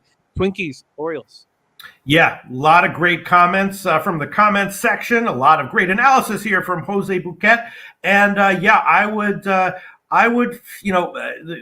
numbers that I'm looking at point at the current lines point to slight value with Baltimore, but the numbers I'm looking at have always pointed to value with Baltimore as a dog and been mostly wrong. So I would agree with what everyone's saying. I'd love to take a shot with Minnesota. I don't know if I will, but I'll probably be on Minnesota, first 3 or first 5 or full game one way or another by first pitch. And so what are you on, Jose Bouquet? Well, I'll tell you, I actually did just bet the first 5 under 3.5 at -120. That is something I did just do. As I looked at the comments, everyone's saying Camden Yards such an under park. Yeah, and I mean they're right. It's the walls. That wall is hysterical. They just pissed off all their hitters to please all their pitchers. So whatever they do there, and I took Minnesota first 5 -0.5 at -110. Right now -120. On both. All right. Well, how can I not be in a good position if I tail someone who's up 28 units or whatever the hell it is? Unreal. Jose Bouquet. Color me convinced. I'll go on this one as well. I'll add Minnesota first 5. I'll take the money line though, not the spread. I'm seeing let's see, -160 at Heritage. I'll shop around a little bit, Jimmy the Bag, but we can make this one official. Minnesota first 5 money line for me, and you can read some comments while I shop around a little bit, and then we'll move on. I'll tell you, that's a smart play, Pete, because this easily could end up big 0-0. Those are the ways that really bother me, losing the first 5 -0.5 and make me think I should be taking the money lines more. And I did take the first 5 under, so it makes me feel a little better about it. But easily, this could be a 0-0, easily.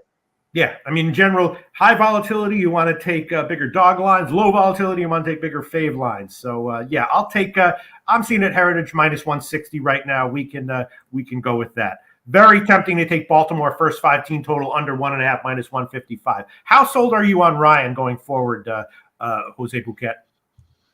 Well, Pete, I've watched. I don't watch his starts as intently as I watched his start against the Red Sox. I obviously have it on, but I'm watching the Red Sox more intently. But I'm watching him dominate. And the thing that the Red Sox announcers kept hammering home is that, man, he's just the new age Zach Greinke. Mm-hmm. He's got gas now, obviously, but he looks and pitches like Zach Greinke. And that's a hell of a comp right there. Yeah. So I'm all aboard the train, Pete. I'm all aboard the Joe Ryan train. I told Jimmy, and my money doesn't mean anything to me, Pete. Jimmy's money means more to me than my money. And Jimmy has 101 of his Canadian U.S. dollars on Joe Ryan, Rookie of the Year here. And I told him I'm all aboard that train. The only worry there for me is that infielders, or I should say fielders in general, win that award a lot. Is there a bias towards them playing every game? Is it because the pitchers get shut down? Could be a combination of things. And Bobby Witt obviously is going to be a pain in Jimmy's side. Julio finally hit his first home run yesterday, so he might be a pain in the ass. I have Bobby Witt preseason. I can't bet Joe Ryan, but I would already be on that train. I told Jimmy plus 1,800 is ridiculous still.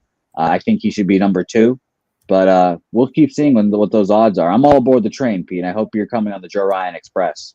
I'm on it. -160. Just some of the numbers, ways that, there's so many analytics in MLB indicating that Ryan might have been a little bit hit lucky so far in his start so far, but still excellent. So I'll take Minnesota first 5 -160 current line at Heritage. And Pete, I'll tell you, the fact that he has a platinum glove gold glove shortstop behind him is very, very helpful too. That is one of the things that makes me feel a lot better about this.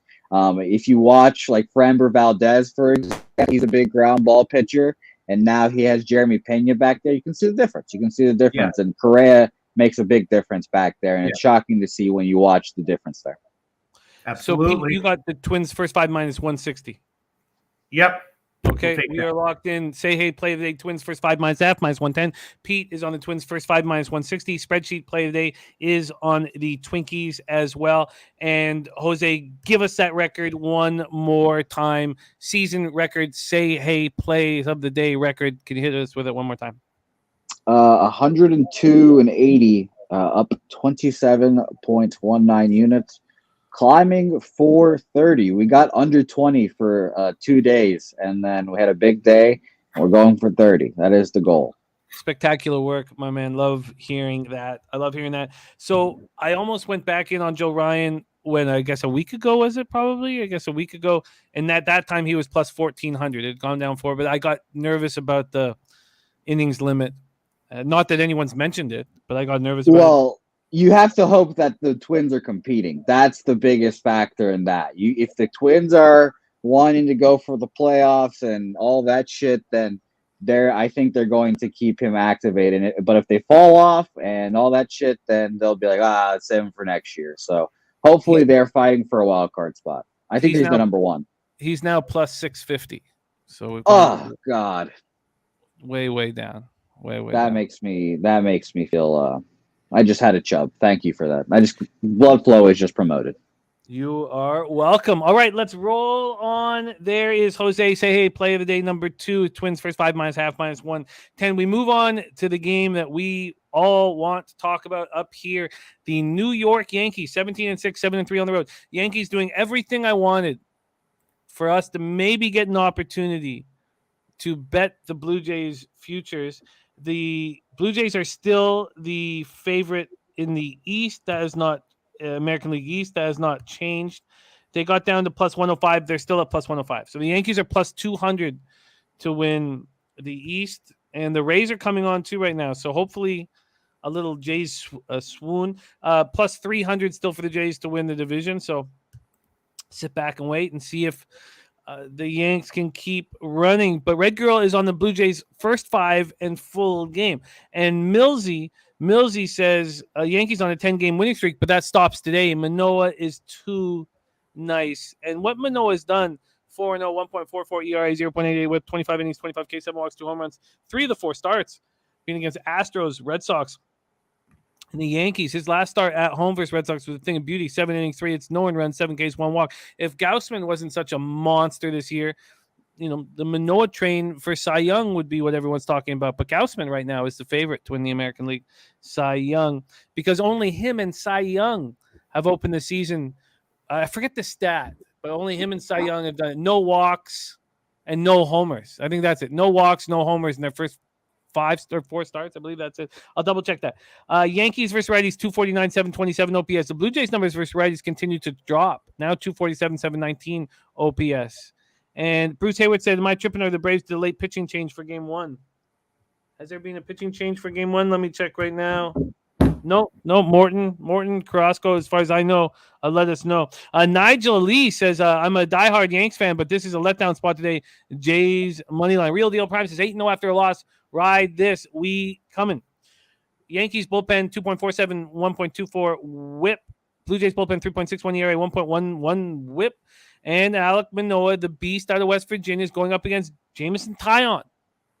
Now, looking good. Remember, he went 2nd overall in that 2010 draft right after Bryce Harper. 1-1, 3.26 ERA, 1.24 whip, 17 Ks and just 2 walks, 19-30. He looks very good. The Taint play of the day is in. The Taint play of the day is in, and it is your Toronto Blue Jays money line. Taint is in. Shout out to Taint.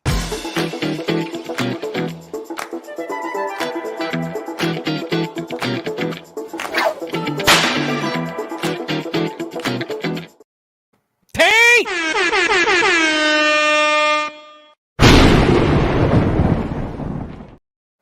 Let's take a look at the line history in this spot with Jays, Yankees, AL East battle. Yankees open up at plus 115. There's been a 5-cent move towards them. There had been no movement since this line came out at 5:07 p.m. yesterday. And at 11:40 a.m., 46 minutes ago, a 5-cent move towards the Yankees. We go over to the total. Total opens up at 8. And it's now 7.5 juice to the under. It just kept moving towards the under in 5-cent increments. At first, 8, minus 110, minus 150, minus 120, then down to 7.5, minus 110. Now, it hasn't. That changed because it actually moved to minus 105. So some money came in on the over, and then now it's minus 120 to the under. So let's see if the cash all follows suit with that spot. 7,691 tickets, 77% of the tickets, 85% of the cash on the Jays, market moving towards the Yankees, and then 43% tickets, 61% cash on the over, and it's moved to the under. Here we go. Yankees, Blue Jays, take it away, Pistol Pete Loshak. Yesterday I was on Toronto first 5, so I did get a push there. Once again, I think I like Toronto here, but I think the Yankees' awesomeness as of right now is for real, and Toronto, there's just something up with them statistically. I don't believe my statistics on their run scoring issues right now for Toronto. I think they'll get significantly better at some point in the future, probably relatively quickly. But their current year numbers are not so high on Toronto, but as everyone said, Manoah is extremely impressive. It's not a low line. The Yankees, have a bullpen that's been doing very well.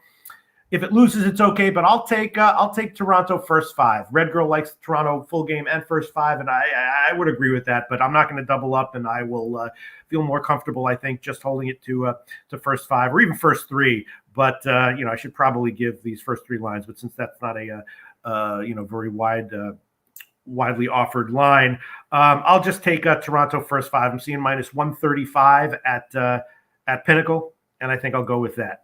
Toronto minus 135, first 5 innings. Blue Jays first 5 minus 135.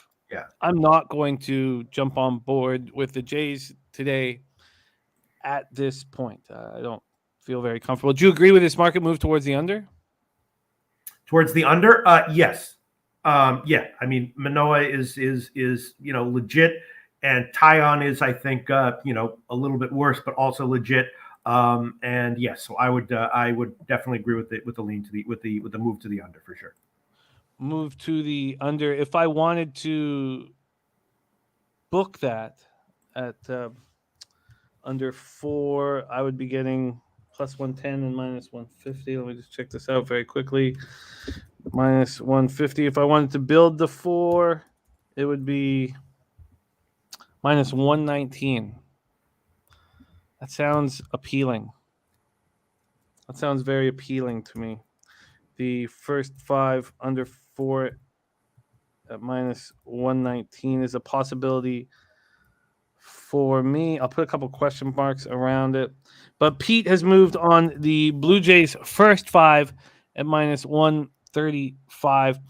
And I do not, just for the record, I do not like fading the Yankees as a dog right here. This is just a bet on the numbers really liking Manoah.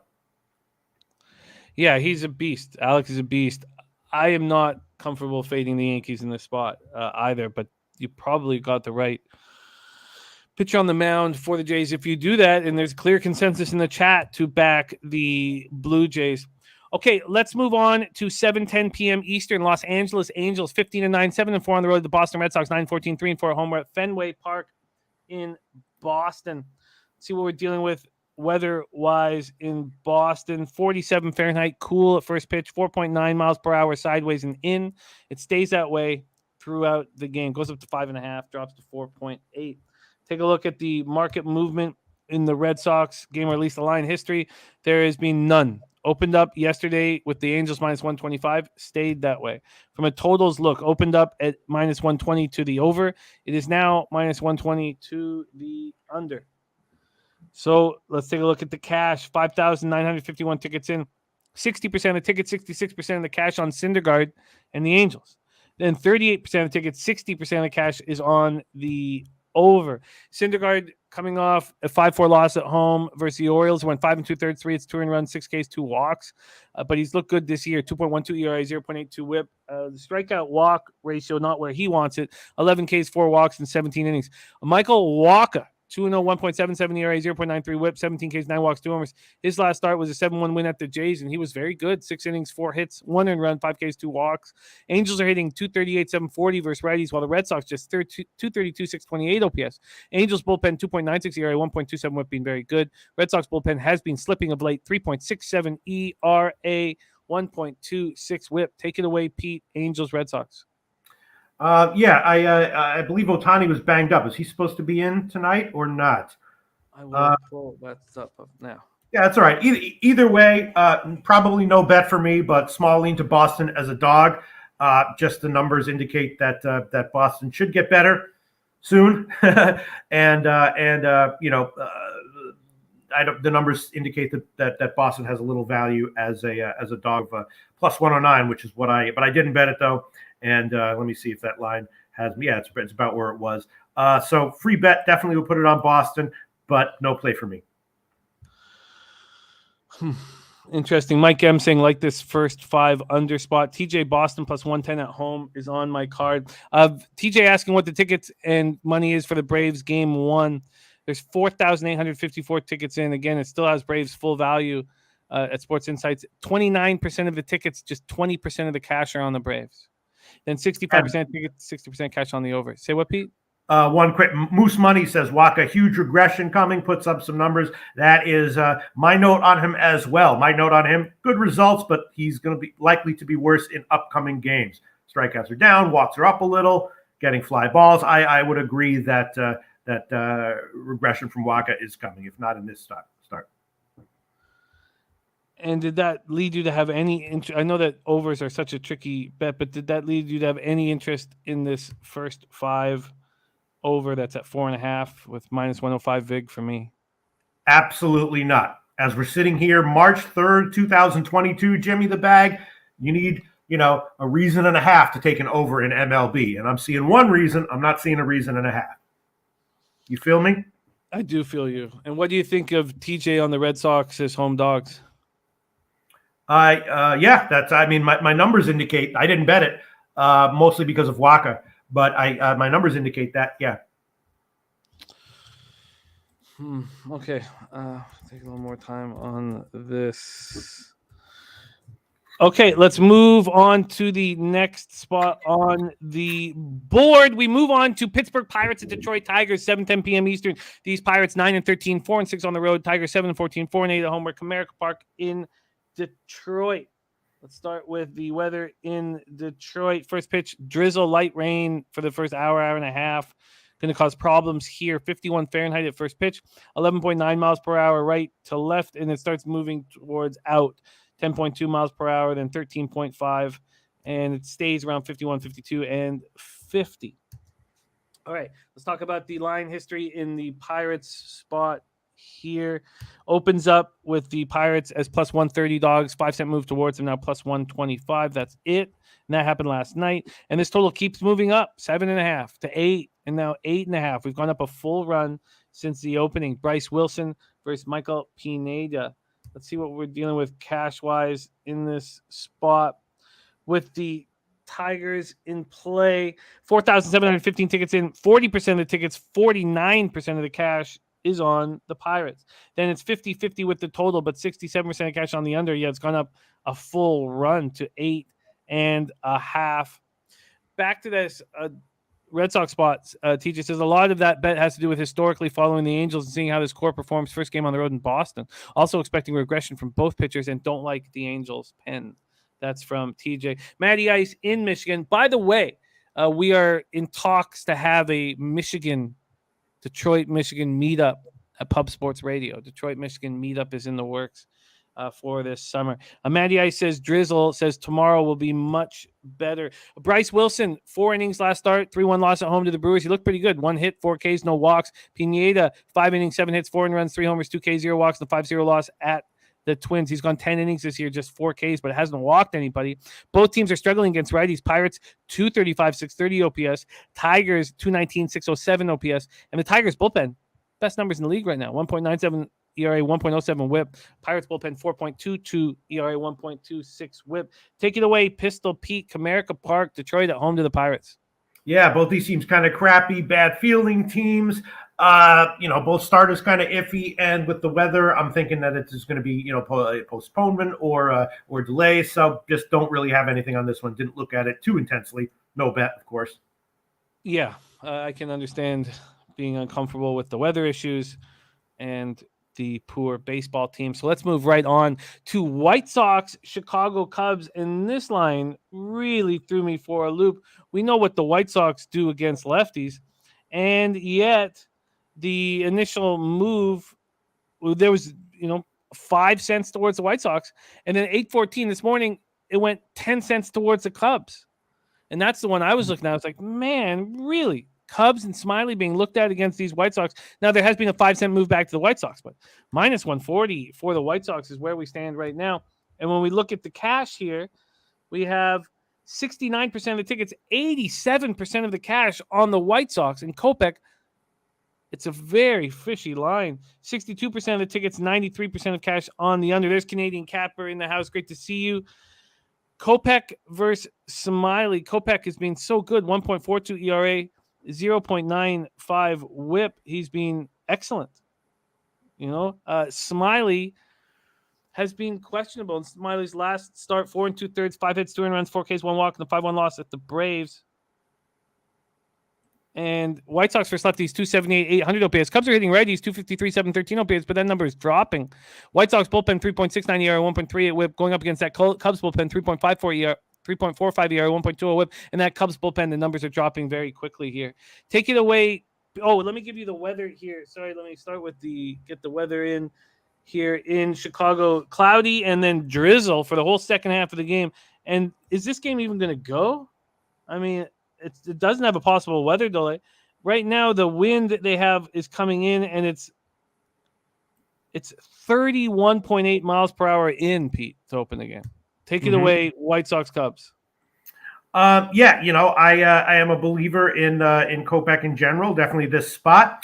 I did bet the Cubs first 5 team total under at 1.5 minus 130. It's moved a little bit since then, and I also bet the White Sox first 5 and first 3. The line movement, the cash, it's all very interesting. But this one was just kind of a no-brainer for me. Of course, I bet appropriately in terms of the bet size. So if it loses, I'll be okay with that. I think. Kopech should have a fine start here. White Sox have an edge early, I believe, based on everything I look at, everything I analyze.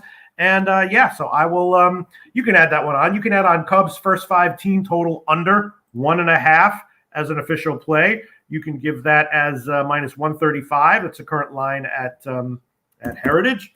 Cubs first 5 team total under 1.5 minus 135. And then I would also add on White Sox first 5 or first 3.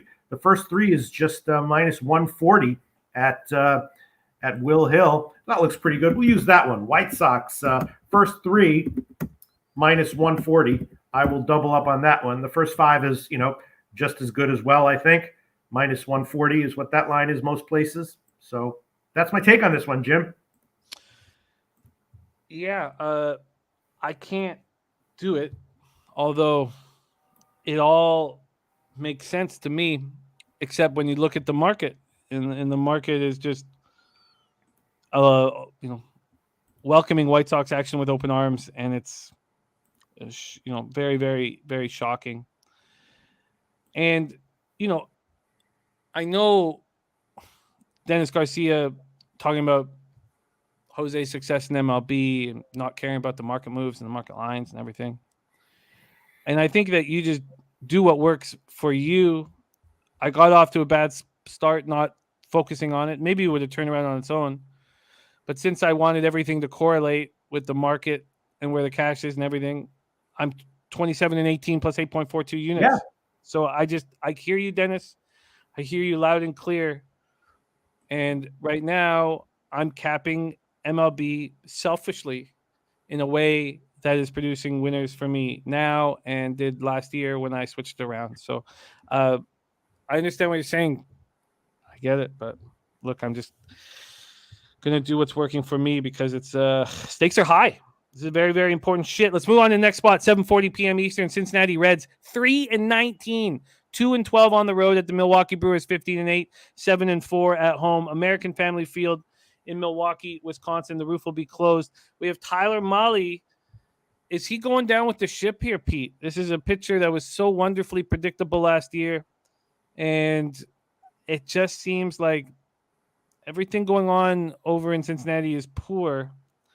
And he is not changing the storyline. Last start, 5 1/3, 6 hits, 3 earned runs, 5 Ks, 2 walks, 7-5 loss at home versus the Padres. It wasn't terrible. Brandon Woodruff on the other side. What are you going to get from Woodruff these days? Never quite know. In his last start, 4 innings, 7 hits, 4 earned runs, 6 Ks, 2 walks, and 12-8 win at the Pirates.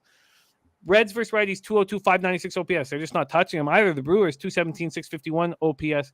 Reds bullpen, 4.48 ERA, 1.42 whip. Against the Brewers bullpen, 3.18 ERA, 1.30 whip. So we know that the roof will be closed in Milwaukee. We have the Brewers opening up at minus 260.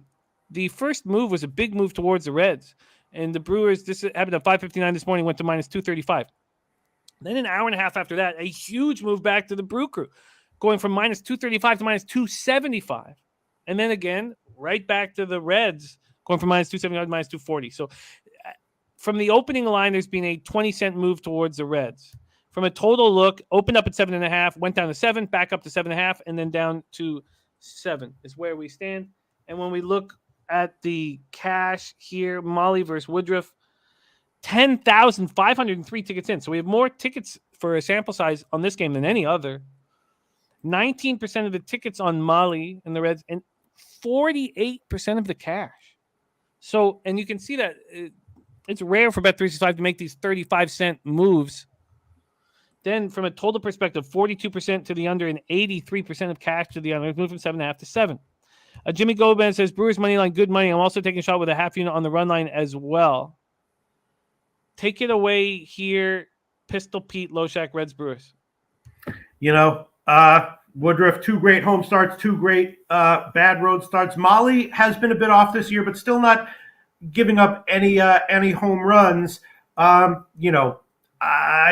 bet this one already that Woodruff is going to have a strong start. And again, Cincinnati first 5 team total under, and Milwaukee first 5 or first 3, I think are both decent plays. I bet them both. If they lose, okay, that will suck, but okay. It is just a bet on Woodruff to have a bounce back start here, which I think will happen. So I will take. I'll add on Milwaukee. I'll take the first 3 line, which is current at Will Hill. Milwaukee first 3, which is minus 180, and I think I'm also going to take the Reds first 5 team total under, which I bet like 155. I think that's headed further down. I think Woodruff will have again. I bet these are correlated, of course, highly correlated. So I bet sized appropriately. I do think he'll have a good start, and it makes me nervous to take these big lines in the way we track the records here. But if he comes in and as a 5-inning shutout start or a 1-run start, and I don't give these picks, I'll just be annoyed at myself for not having any balls or guts. So I'll take that one as well. I'm seeing it Heritage minus 160. Set it down.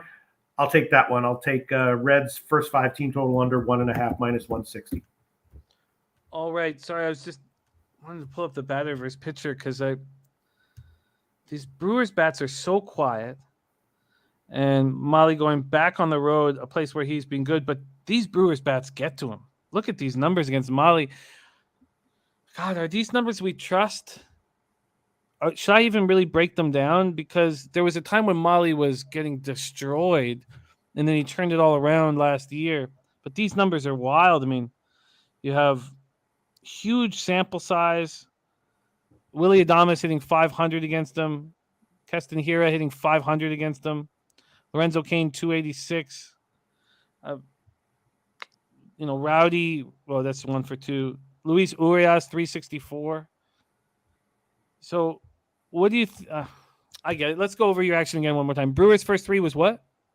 Minus 180 current line at Will Hill, and the Reds' first 5 team total under 1.5 minus 160. Now, of course, the way we're counting, we're figuring these bets is they're correlated, and it's just to win 1 unit each. In my personal accounts, I bet appropriately, factoring in the line and the correlation. So but that's fine. I'll give them out, whatever.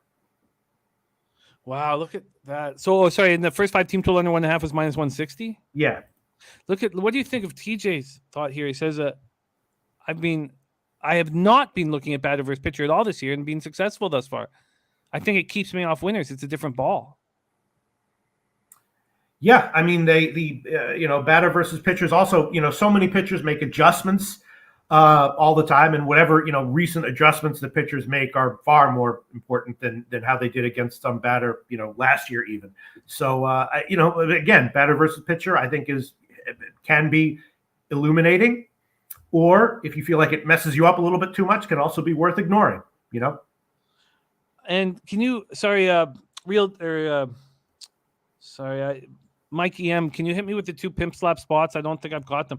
CT Base says, I considered Reds first 5 plus a half and plus 130, but can't back that offense. That to me feels like an appealing look. I mean, if we're thinking it's going to be a low scoring game, do we have any expectation that Molly could bounce back here? Of course. He's given up 0 home runs in the entire season so far. God, I think that first 5 plus a half is appealing. What would I get that first 5 plus 105 for me? Shit. Plus 130 sounds a lot better. At least I'm still getting a plus line. And then that first 5, if you had a free bet on the first 5 total at 3.5, what would you do? Under for sure, of course. Yeah. All right, so Reds first 5 and under 3.5. So, what are your expectations for Woodruff as we move forward? In that 12-8 win at the Pirates, there was a small percentage of the tickets, but a big amount of the cash was on Pittsburgh in that spot. Okay. And those Pirate backers were unlucky unless you were on the team total overs. Do you expect Woodruff to, turn his season around over the next few weeks, or is it going to take some time? Or what do your numbers say about Woodruff? I do. Obviously it's game by game and start by start. They like him for this start, and yes, I expect him to be okay going forward. Okay, meaning return to his expected form that we all expected from him. CT Base says Reds offense is indeed awful. I simply hate how expensive Brewers starters make them. And Milwaukee under 7 is the current line for pimp slap number 1. Okay, so I'm going to copy and paste that. All right, let's roll on. I think I'm getting involved here, and you have gotten involved, Pete. Let me just make sure I've got this here. I've got Jimmy Gomez also. He's locked in. Milwaukee's a parlay piece, but he's on the Brewers run line minus 104, a Colorado money line minus 135, and first 5 minus half plus 105 in Miami minus a half at minus 125. Pete moved on the Brewers first 3 minus 180, and he moved on the Reds first 5 team total under 1.5. Nolino says Woodruff is a great bounce back pitcher, and this is certainly the lineup to do that with. So I'm going to put some asterisks here. I'm interested. I think I'm moving on this game. Okay, let's move on to 8:10 p.m. Eastern. Seattle Mariners 12-11, 5-9 on the road at the Houston Astros. 12-11, 3-4 at home. Minute Maid Park in Houston, Texas. We have Flexen versus Christian Javier. Let's look at the line history in this spot. We have Flexen opening up at plus 125, moved up to plus 130, back to 125, now at plus 135. So a 10-cent move to the Astros since the opening line popped out. And then 8.5 opener at minus 115 to the over. It's been a pick'em since 9:25 p.m. last night. Back to that spot. CTB says Brewers offense so unpredictable, and you got to take run line. Reds have 3 wins. Brewers should crush them late. TJ says if you're on the Reds, might as well bet the alternate run line because the only way Reds win is to smash Woodruff. They don't win low scoring games. Or you could just focus on solely the first 5 and not let the bullpen or the clearly better squad have more time to be better. Ravens in the Desert says over. Raven in the Desert says over in the Mariners game. Moose Money said I hated placing this bet, but Astros first 5. So let's see where the cash lies in this spot with the Mariners and Houston. 5,485 tickets in. 70% of the tickets, 84% of the cash on Houston. And then 41% of the tickets, 61% cash on the over. Roger that says rolling with Altuve. Give me Houston. And Big Ragu says, talk about a game not overthinking. Bet the Brewers team total over plus money and go to sleep. All right. Flexen 1-3, 3.3 ERA, 1.17 whip. Coming off a loss at the Rays where he looked good. 6 2/3, 6 hits, 2 earned runs, 4 Ks, 2 walks. Javier has been excellent through 13 1/3, 16 Ks and 3 walks. His last start was a win at the Rangers. Just 5 innings, 4 hits, 2 earned runs, 1 homer, 4 Ks, 2 walks in that start. Mariners hitting 242, 708 OPS versus righties, while the Astros 221, 672 OPS. Both bullpens have been very good this year.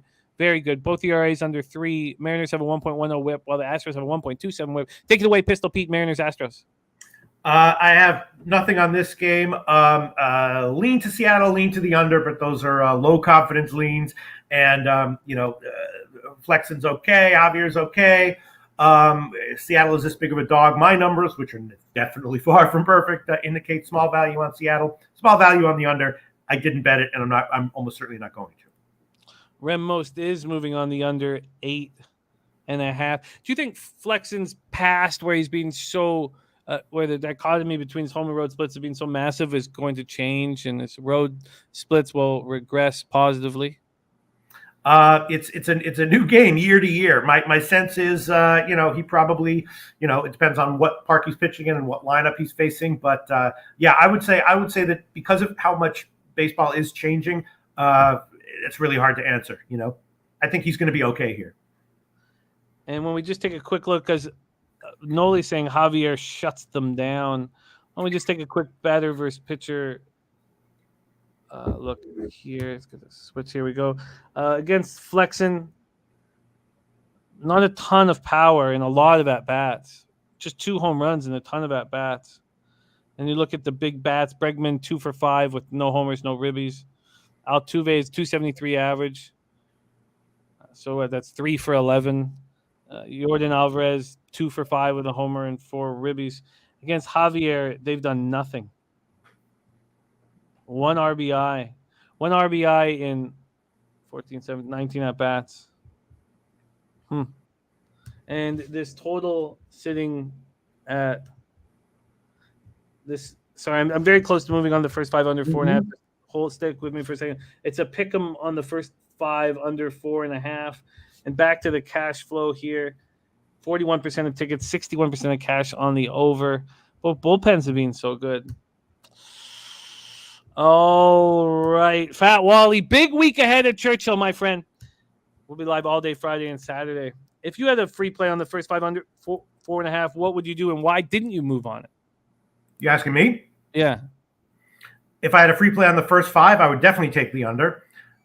Why didn't I move on it? I just have, because the confidence numbers are low for Flexen, and but that is my lean under. I could have pulled the trigger. I might. My first pitch, Jimmy the Bag. I might. It's only 1 p.m. Eastern time right now. That's eons away. First pitch. If you had a choice between the first 5 under 4.5 for the pick'em, or the Astros first 5 minus a half at minus 120, what would you bet?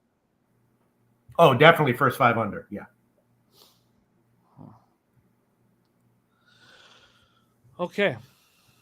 And then the only reason why I'm a little hesitant is because, clearly bigger bets have come in on the over, but both bullpens have been so good. So let's keep rolling. Next up, 8:10 p.m. Eastern, St. Louis Cardinals, 13-9, 6-4 on the road at the Kansas City Royals, just 7-14, 5-8 at home. We're at Kauffman Stadium in Kansas City. We'll start with the weather in KC. 51 Fahrenheit opening pitch, 6.6 miles per hour, and goes down to 5.5, but it stays around 51 or 50 all game long. Let's take a look at the line history in KC. And we have, the hell is it? And we are going into NBA in 15 minutes. 15 minutes before we hit NBA. Trot Wam going to be joining us. The Cardinals open up at minus 130. There's been a 15-cent move towards the Royals. The Royals have gone from a plus 110 dog to a minus 105 dog. When we look at the totals here, open up at 7.5, went down to 7, back up to 7.5, and is now sitting back at 7, minus 120 to the over. When we look at the cash in this Royals game, we have 6,531 tickets in. 22% of the tickets, 56% of the cash on Brad Keller. Brad Keller. Wild. And there she is. Gorgeous. Brad Keller. Getting a ton of cash here. Royals backers, and they've moved the line 15 cents. When we look at the total, 52% tickets, 53% cash on the over. Let's take a closer look at Keller coming off a nice performance at the White Sox. 7 innings, 3 hits, 1 earned run, solo shot, 3 Ks, no walks. He has a 2.19 ERA, 0.77 whip, 17 Ks and 24 2/3, just 5 walks. Dakota Hudson coming off a beautiful start as well at home over the D-backs. 6 innings, 1 hit, no earned runs, 4 Ks, 3 walks, 2.75 ERA, 1.02 whip. Take it away, Pistol Pete, Cards Royals. Yeah, this one I kind of I might have missed the boat on. I was definitely leaning KC and the under. I might still have some bets on this by first pitch for sure. But Hudson, good. Brian got a little lucky in his last couple starts. Keller's generally been pitching very well. Only issue is that I'm pretty high on St. Louis as a team right now and a little low on KC as a team right now. So I didn't make any bets on this game. Definitely leaning under, though, and leaning KC. So maybe I'll be on, whatever, KC first 5 or first 3 or something like that. As of right now, I might have missed the boat. No bet so far for me. But I'm definitely pretty high on Keller in this spot.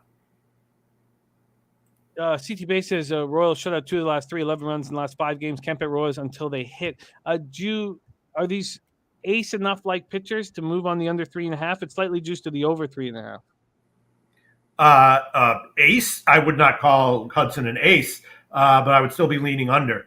No, I mean, Hudson is someone who I want to, maybe not fade, but auto fade, but expecting, regression. He got hit a bit, and then his last 2 starts, a little bit hit lucky here. And so I'm looking for spots to fade Hudson, but this is not a very good one. My numbers are also kind of down on KC's lineup right now. I don't know if this is 3.5 worthy, but it might be.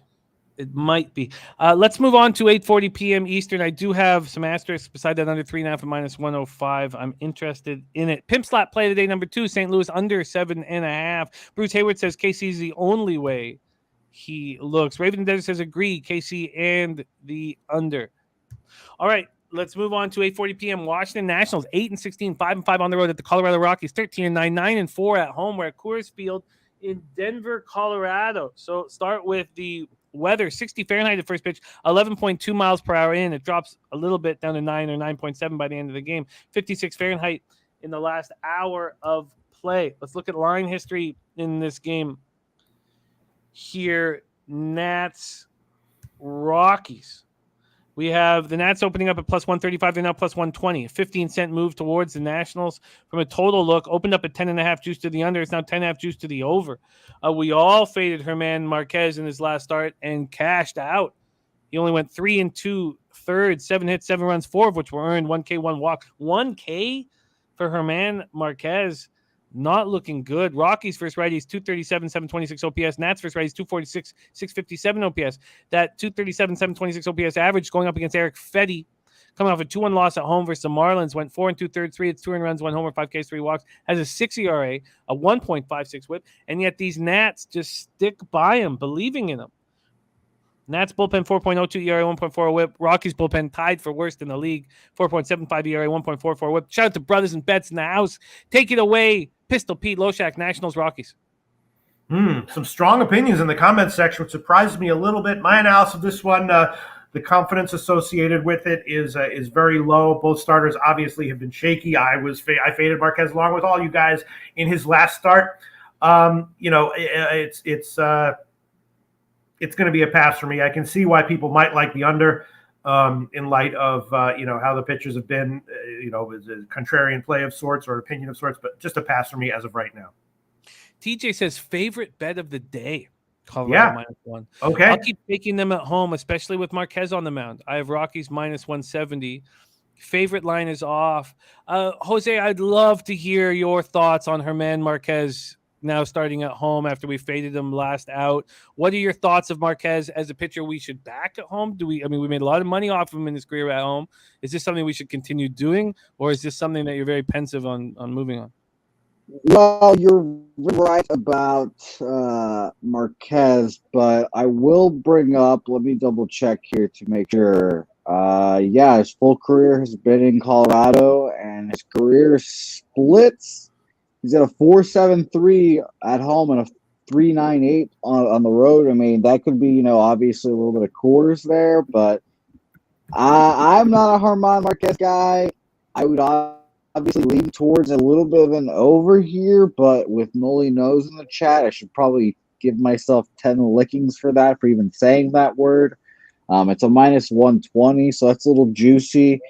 But I definitely would lean towards Colorado here. They're just too much of a wagon at home, apparently. I bet them earlier this week.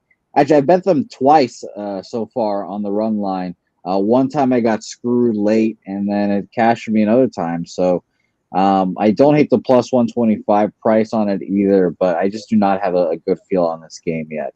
I might have one soon, but not yet. No. Nothing Do yet. you expect Marquez to start pitching like the pitcher we remember him, or do you think there's something wrong with him? I think it's too early to tell. I haven't watched enough Germán Marquez starts to get a good feel for him yet. I can look up his baseball savant right now and see if there's anything velocity-wise or anything that will make you jump out. But, I also didn't like his Philadelphia start. You guys were all on that. But I think it's just it's a classic case of a Colorado Rockies pitcher pitching at home throughout the whole year. And then his first start away, obviously, he gets touched. I was not surprised by that at all. And the the Cubs and the Phillies were both good lineups. And he saw the Phillies back-to-back times. So there's a lot of factors going against him there. So I would just pass on this game for me. Don't have a feel on it yet, but I could do some more research and let you know. But Jim, I will tell you this: a lot of unders that you are passing on, I have already moved on, which I find to be very funny. You're 3.5 in Cincinnati, Milwaukee. I'm on. Oh, that looks like it's going to be on my card. That one, a couple of some of them I haven't made official yet, but the ones that don't have question marks will be on my card. I'll let you in like 15 minutes. I think 2 or 3 of them I will move on. Well, I hope you're on our girl Helen as well, referring to her. I believe those will be 2 that I will be on. I believe at this point, but we'll go more. We'll break it down a little more. But thank you for that insight, and I love it. Let's hear what Pete has to say. Nats, Rockies. Did I already not give my? Yeah, you did give it, but you're off of it. But I think you asked, is there something wrong with Marquez? I think there is. You want me to make a Germán Marquez prediction, Jimmy the Bag? I would like that very much. DL by June 1st, or if I'm going to be safe here, I'll say June 15th. Which one should be the official prediction? Wow. DL by June. I guess I'll be safe because that's who I've always been, and I'm going with it. DL by June 15th. That's my prediction. DL by June 15th. Wow. Because I do feel like, and what is wrong with him? I do think so. What about Fetty? I mean, Fetty's been so bad. And there's something wrong with him too, but it's not no DL for him. He just sucks. You know what I'm saying? I do know what you're saying, and so, God, it makes me think that the Rockies' first 5. Something. Let me just see how much that would cost me here. If -145 on the money line, if I paid for it, it would be Just 25 cents off. Regis Austin looking at no run the first inning. TJ says, how is the public still not caught up to the Colorado home advantage? Science is real. If I did move on the Rockies, I would need more than minus 120, which would mean that pushed me into that -1 line. Okay, let's keep rolling. Next up, Tampa Bay Rays at Oakland A's. We have 2 more games before we get into NBA. Rays, A's, Oakland Coliseum in Oakland, California. They're averaging just over 7,000 tickets a game being purchased. It's a mess in Oakland. A mess. Awful. 71 Fahrenheit at first pitch, 10.3 miles per hour out to right, and it dies down to 3.2 by the end of the game. We look at the line history in Oakland. We have these A's and Blackburn's last start. I wanted him. I didn't move on it in that win in San Francisco. And I'm not going to let that force me into move here, but I certainly like Blackburn, and I'm interested in that first 5. Opening up at plus 105, which is where he stands right now. From a totals look, opened up at 7, juice to the under at minus 115. It's now at minus 120. Bruce Hayward saying looking like an A's spot here. What are we going to get from Yarbrough is the big question. Making his 2022 debut for the Rays. Let me make sure that is confirmed. Is that being confirmed here? Is he making his 2020 debut? Yes, he is. Yarbrough making his 2022 debut. He had tightness in his left groin in a pre-start bullpen session. So he's made 2 rehab starts at AAA Durham. Just 2 2/3, 59 pitches in his most recent outing. And he's going to be capped at 70 to 80 pitches. Blackburn's looked very good so far, coming off a nice road start, 5 innings, 3 hits, no earned runs, 4 Ks, 1 walk, and a 1-0 win at the Giants. Rays versus righties, 238, 691 OPS. A's don't hit lefties, 201, 618 OPS, and both bullpens have been quite good. They've been quite good. And Bigger Goose says Tampa used to no crowd noise. Advantage Rays, he says. And last look here at the cash flow in Tampa Bay, Oakland. Here we go. So not many tickets in on this game, just 2,357. 67% of tickets, 72% cash on the Rays, and it's a coin flip for the total. 52% tickets on the over, 49% cash on the over. Take it away, Pistol Pete. Rays, A's. I had Oakland yesterday and I lost. It was just a big line. I was like, all right, I'll pull the trigger on it. That's the kind of bet that I would make personally, but never give publicly and deny it publicly if anyone ever accused me of made that bet. I'll tell you, I already did bet Oakland first 3 and first 5 here. So I'll give it officially. Blackburn looks legitimately decent. And, Oakland is bad, but at some point they should have a nice 3 or 5 inning run. And Yarbrough, of course, as you said, is making his first start back. Oakland's a bad team, but I'll take it. I'll take Oakland first 3 at plus 100. Oakland first 3 at plus 100. That's the current line at Will Hill. And, I'd also be leaning Oakland first 5 as well, minus 110, or the plus a half line at minus 145. I'd probably take the minus 110 line there, though, considering, high volatility with Yarbrough and with Oakland. So, but I don't want to double up on it. I'll just take the first 3, Oakland first 3 plus 100. Current line, Will Hill. Yeah, I have interest in backing Blackburn again. The A's aren't hitting lefties, but I have interest with this. Bigger Goose saying going to wait and see for Yarbrough and Clevenger. That makes a lot of sense as well. All right, let's roll on to the final game on the card. Giants, Dodgers, Rodon versus Urias.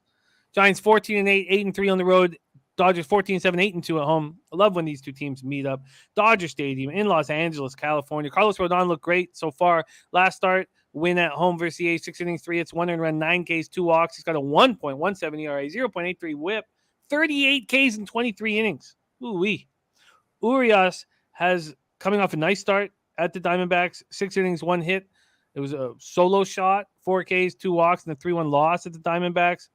Giants versus lefties, just 197, 613 OPS, but that number was in the mid 400s until they got a piece of what the hell's his name on the Nats? What's the lefty's name? Jesus, I can't believe I'm forgetting his name. A lefty for the Nats? Corbin, yeah.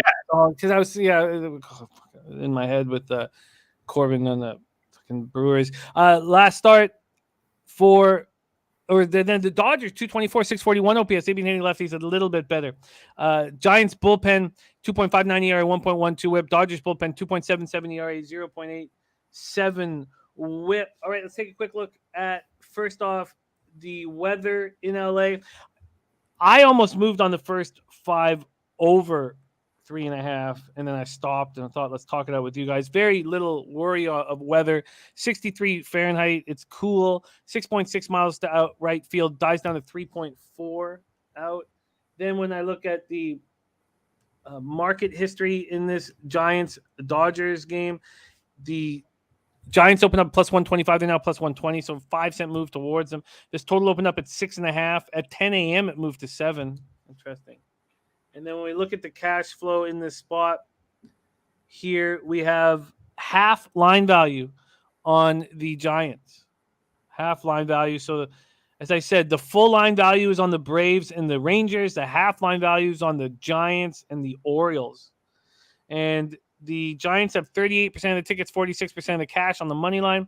And then 53% of the tickets, 68% of the cash is on the under. On the under in this Giants-Angels spot. So let's take it away, Pete. Giants, Angels, Dodger Stadium. You know, this is a great, fascinating, interesting game. As you said, from a betting perspective, I didn't look into it too in depth, but I'm probably just going to be off of it. Rodon obviously is filthy. And Urias is who he is. So, if you wanted to take a shot with the first 5 innings under, I would understand that. Wouldn't necessarily disagree with it. Maybe, no run in the first inning is tempting, and it's possible I might be on one of those or both of those by first pitch. But as of right now, I'm off it. Jimmy Gomez leaning that first 5 over as well. No, I said under. Yeah, Jimmy Gomez leaning to that over 3.5. That was my initial lean, and then you're on the under. I said under. Yes, you did. Okay. I'm talking about Jimmy Gomez. Oh, okay. You definitely said you're leaning to the over. Yeah, so, at Will Hill right now, no run in the first inning is minus 140. I'm not saying I'm on it. I'm saying if someone were on it, I would be rooting for them and not thinking they were being stupid. Great game. Raven in the Desert also with you on the under. Big Roo says if one game has first 5 under written all over it, this is it. And Markel agreeing with you on that no-run first inning. And there's a chance I might be on it. I ran out of time to look into things super in depth, and I have not made a bet on it yet. And our friend Quactus, the titty sauce play of the day is the Jays full game. Okay, Jays I'm on the first 5. Full game. Titty sauce play of the day from Quactus. All right, let's review all action. It's funny. Some of these cards, there's so much that fits my needs for everything to correlate. I had 15 bets on MLB on Friday, and then some cards, they just none. And this is one where it feels very difficult for me to move. Let's go over all the action. Pete gets his card started game 1. Mets first 5 team total over 1.5 minus 125, and the Mets full game minus 118. By the way, Dabby Cab first 5 Twins run line, Twins full game run line, first 5 Blue Jays run line, Cardinals run line, Angels money line. We have no moves on game 2 of the Braves Mets game yet. Say hey play of the day number 1 is the first 5 under 4 in Padres Guardians. There are some weather issues there. Diamondbacks Marlins, we have stayed off. Basically because we just missed out on that big move to the Marlins. I mean, Pete said at minus 155, that sounds good. At minus 185, he can't move, and I agree with that. Yeah, Arizona is a bad team, but they are a little scrappy and overachieving a little bit. Not a team I feel comfortable betting against as a big underdog, as opposed to the Reds, for example. Lee Davis saying is Peterson starting game 1. That was a mention that Bruce Hayward says is Peterson starting game 1. So do we have any? Let me just see if I can switch this here quickly and see what it's saying here. What the book is saying. No, they still got Morton Carrasco available to bet right now. I don't know, Lee, my guy. I'm not sure. So Rangers, Phillies, no action. Say hey play of the day number 2 is Twins first 5 minus a half. And Pete is on the Twins first 5 minus. Give me the back. Yeah, buddy, come in. Yeah. Both games have been taken off the board at Heritage, so there might be a pitching change coming up. Peterson, it looks like, will be the pitching change. And Puzzler says Peterson starts game 1. So, so that officially eliminates both of my bets. It does. Yeah. Do you want to make any? I'll think about it. Review the picks and because it takes out a team total over, even if that's not the pitcher who was canceled. So, but yeah, I'll think about that. Your first 5 team total over 1.5 minus 125, and the Mets minus 118. I'm pressing delete. Yeah. Okay. Well, you know what? We don't know what's happening. Let's just I'll just put X. I won't delete it just in case, but okay, right. Let's just put the X's here that we expect here. Expected to X's, and then I will. Okay, sorry. So let's keep rolling. So Rangers, Phillies, no action. Oh, sorry. The Twins for say hey play today -0.5 for Pete. First 5 on the money line. Ron Crawford spreadsheet play today Minnesota. Pete's on the Blue Jays first 5, and I am very interested in the first 5 under 4 that I'm going to build. I think I'm going to move on it. The Red Sox full game I like, but I don't think I can pull the trigger at this point. I'm going to look at it a little more afterwards. Pete's on the Cubs first 5 team total under 1.5 at -135, and the White Sox first 3 -140. The Reds first 5 plus a half, and the Reds first 5 under 3.5. I find very interesting. The first 5 under 3.5, I'm going to get to the window with. The Reds first 5 plus half, I'm going to need more time on, but I think I move on both. And then the first 5 under 4.5 in Seattle, Houston, I'm interested in, as well as the under 3.5 at -105, first 5 in St. Louis, Kansas City. Pimp flat play of the day number 2 is St. Louis under 7.5 full game. Pete made a wild move. Marquez on the DL by June 15th. And no odds associated with it, but yes. No odds associated. I think the Rockies -1 or -0.5 on the first 5 against Fetty, expecting Marquez to bounce back. Something I have slight interest in. Pete's on the A's first 3 at +100, and I would like the A's first 5. So it looks like I will have enough action. I just got to double check that they all correlate, and then after I bet them, I'll tweet them out. So they'll be available for anyone who follows me on Twitter. And then I'm going to keep the question marks on the first 5 over 3.5. On Giants Dodgers, going to stay off that. There you have it. Titty sauce play of the day from our friend Coactus is the Jays full game. Full game. Dave Burke says, took a hit on the Royals yesterday afternoon, took a hit in the bunker yesterday evening. Says, my spirit is dwindling, but we redeposit and we lache. That's what he says. And Carrasco now for game 2 says, Dabby Cab. All right, let's move on to NBA. And we have just the man for the breakdowns coming to us live from Los Angeles, California, from Compton, California, our dear friend. Please welcome Wham Bam to the show. Wham Bam, how are you, my man? I'm feeling good, feeling great to be here with you guys. You already know, man. Just hanging out. Yeah. Whoa, you look good in blue. I need to get some more blue shit. Blue is authoritative, basically. I appreciate that. You're authoritative. You're blue. I'm excited about the NBA playoffs. They've been very fun. Pete, you are still above 500. You're still a plus in the black in NBA, 35 and 31, 53% plus 1.52 units. Your ROI plus 2.30%. And you easily cashed that Atlanta-Miami first quarter under 56 in the last game. Only 43 points were scored in that first quarter. It was a thing of beauty. The Grizzlies did hurt you at -6, -107. The Wham, you've had tough luck on these props, man. Ayton up to 19 points. One more bucket and you cash it, and then Heat -6.5 hurt as well. Terrible, just terrible. And Wham's guy Scotty Foster is in Memphis today, says Dennis Garcia. So let's get right to work in NBA and attack this 2-game card. Let me move everything over to NBA. I lost on the Mavericks +6 last night. That final shot, I was like, I don't deserve this final shot. I don't deserve this shot to drop. And of course it didn't. And I didn't deserve it. And I shouldn't have been so excited for the final shot. 7 p.m. East semis, game 2. Milwaukee leads the series. And again, I went in on, that was all on my own. It was so funny that I didn't move on the Kings, but I moved on the Mavs because the big bets had come in on the Suns. And usually I would have just let that go. But instead I was bullish on the Mavs.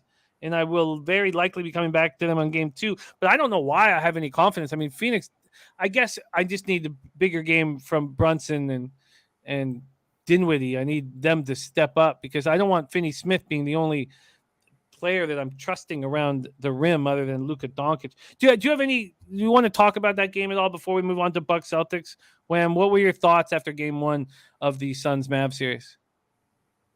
It seems like it's going to be a long series for sure. I honestly don't really have an idea of who's going to step up. If it's going to be Dinwiddie, Bronson is not getting edible arrangements anymore. And a lot of his shots were outside. You know what I mean? So I know you could possibly go inside with it, but it was tough, bro. I think that it's going to be a quick series, but a long series here. And the only reason why it could be a long series is because it's still time to be good at the house for Dallas. You know, winning a few games at home, which I expect Suns to do the next game. You know, I think that's the way to go. I think Suns in five or six though. You know, maybe 6. I wouldn't see a 7 though. I think Suns hold it down, man. Yeah, it was God. Luka is. I was telling my girlfriend, I was like, "You got to see this. You got to watch this guy. Look how slow he is, and he's dominant out there." Like, no, he's still fast though. He still was blowing by people. That's what makes it so cool though, because he's slow as hell, but still he got this twitch, like still blow by people though. So. Hey. I love watching him play. He's very fun to watch. All right, let's move on to the game that everybody wants to talk about. Milwaukee Bucks at Boston Celtics. Red Girl says, I believe Boston will play better tonight, but Bucks will keep up. Bucks on the spread for Red Girl. Sammy Comer, 12-2 over his last 14 NBA. Says Celtics first half -3.5. I believe they're up double digits at the half. Double digit at the half. I get money, says Boston getting bullied. Brothers and bets, Bucks first half under, and I took the +5 again. Nathan Cerna says Celtics very public right now. Let's find out how public they are. But let's start with the line history in this spot. First and foremost, the Bucks open up at +4. This was on Sunday at 3:45 p.m. The first move is towards the Celtics.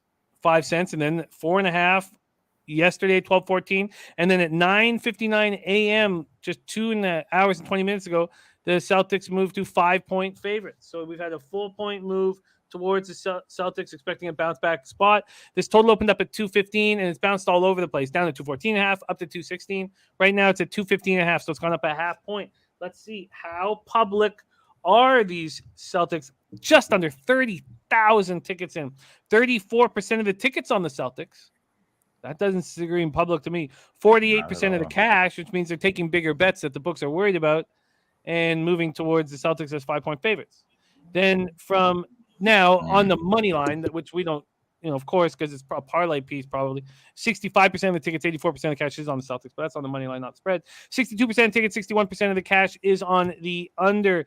The Bucks in the playoffs have been playing at a pace at 101 possessions a game, and that's what the series was played at so far, 100.5 possessions a game. Celtics in the playoffs have been playing at 96 possessions a game, so they were sped up by the Bucks.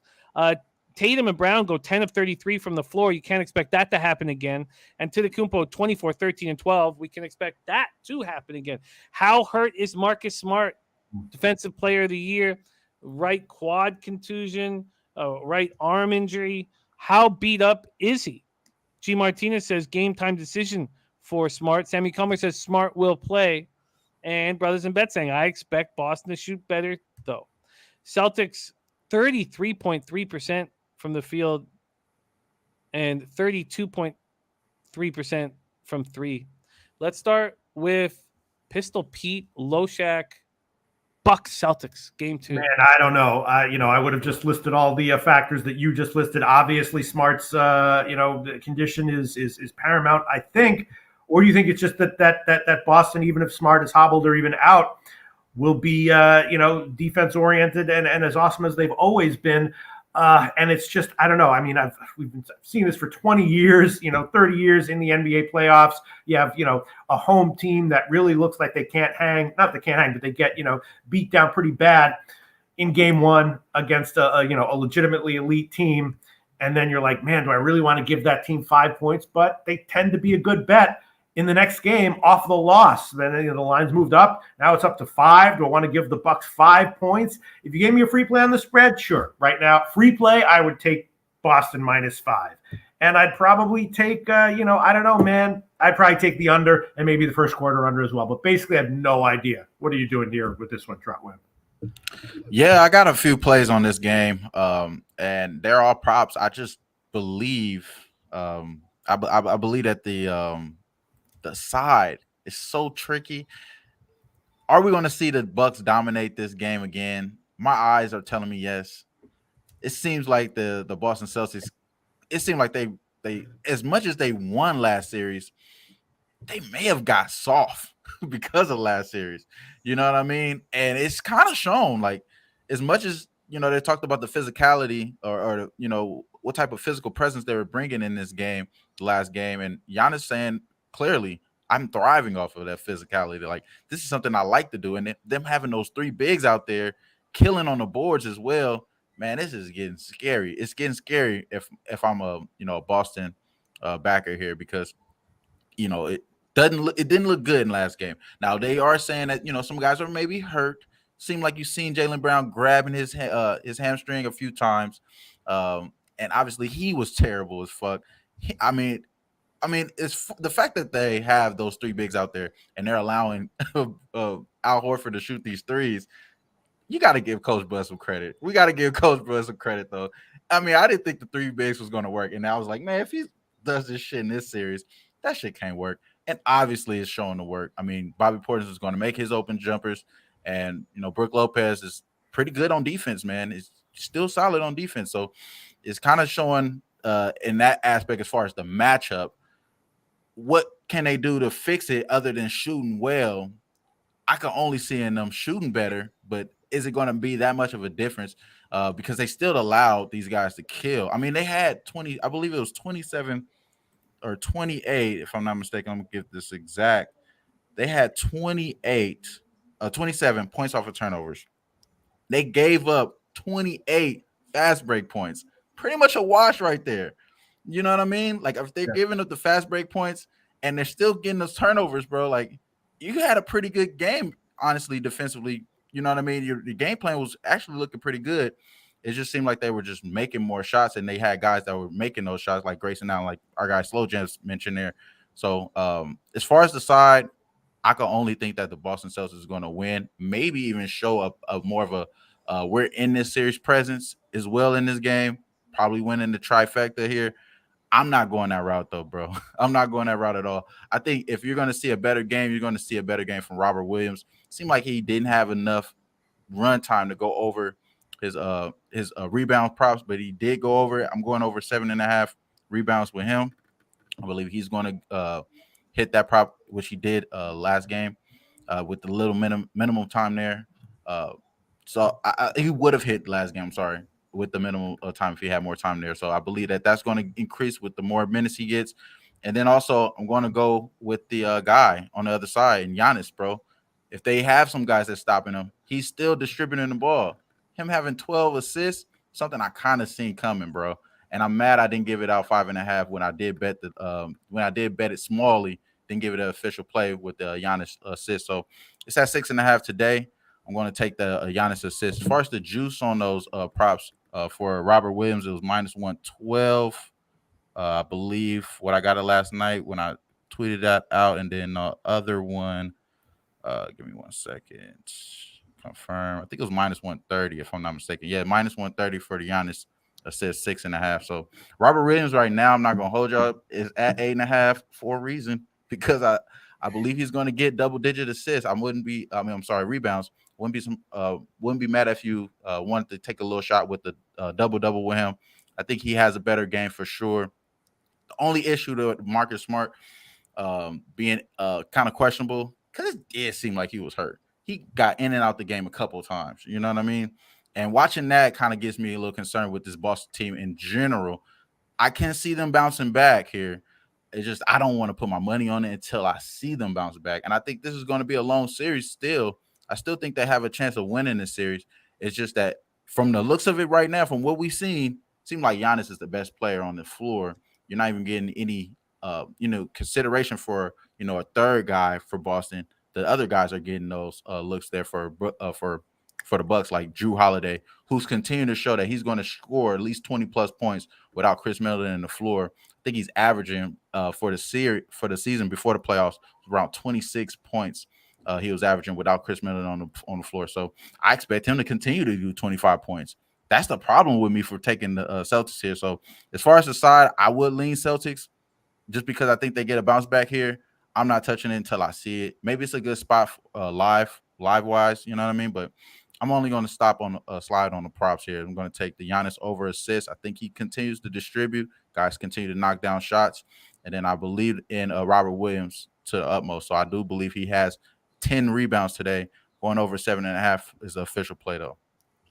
And the Giannis assist prop official as well? Yeah, both of those are official. I already tweet those out. Yeah. All right, locked in. Robert Williams over 7.5 rebounds, minus 112. Giannis over 6.5 assists at minus 130. Ooh-wee. Very interesting. Sam Comer saying, won't be shocked to see early foul trouble on the Bucks. G. Martinez says, yeah, could be a ref special. Is that what might happen here? The NBA might just send a little word down being like, listen, it ain't going to be 2-zip going into Milwaukee. Let's make sure it's 1-1, okay? Is that what's going to happen here? I mean, I can see it clearly. That's the obvious. That's the obvious. But I just can't pull it, bro. I just can't pull it because it looks like they're overmatched. And honestly, if it goes 0-2, we already know what to do. We already know what to do. If it goes 0-2, we already know what to do, man. Ron Crawford, spreadsheet NBA play of the day is Boston first half. So Slow Jams Arsenal says the Bucks have a coaching advantage. Has that ever been said before? That's what I'm saying, man. Those three bigs out there, it's just like you got to give it to Coach Bud, man. You got to give him to him. Like that shit is working. I didn't think it was going to work. So has it been said before? Have you ever said that before? I've never said that before. Yeah, I never said that before. I don't think I said it today. I think I just said it. I got to give him credit. So I'm giving him credit, man. All right. No action for Pistol Pete, Loshak, or myself. I was thinking about the under. What do you think about the under? I'm just worried that if they start calling fouls on the Bucks, that all of a sudden there'll be a higher scoring game. So it was a clear under last game. Yeah. Or I mean Bucks first half team total under. What is that at? That's at 50.5. God, the game makes me uncomfortable. We have cappers whom we trust very much on either side. Wham focusing on the player props.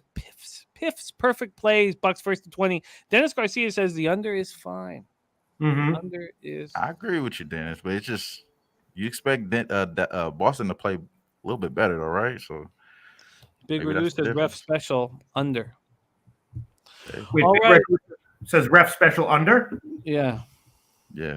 And we still haven't talked about Scotty Barnes. Scotty too hot. Says Scotty Barnes. And he wrote it. Foster. And Big Roo also wrote it like the Joker. So I don't know what I'm making of it. All right, listen. You know what, Jim? You can put on. I'm seeing a Pinnacle 216 minus 111. We can make that official. I'll take the under on this one. Under 216 minus 111.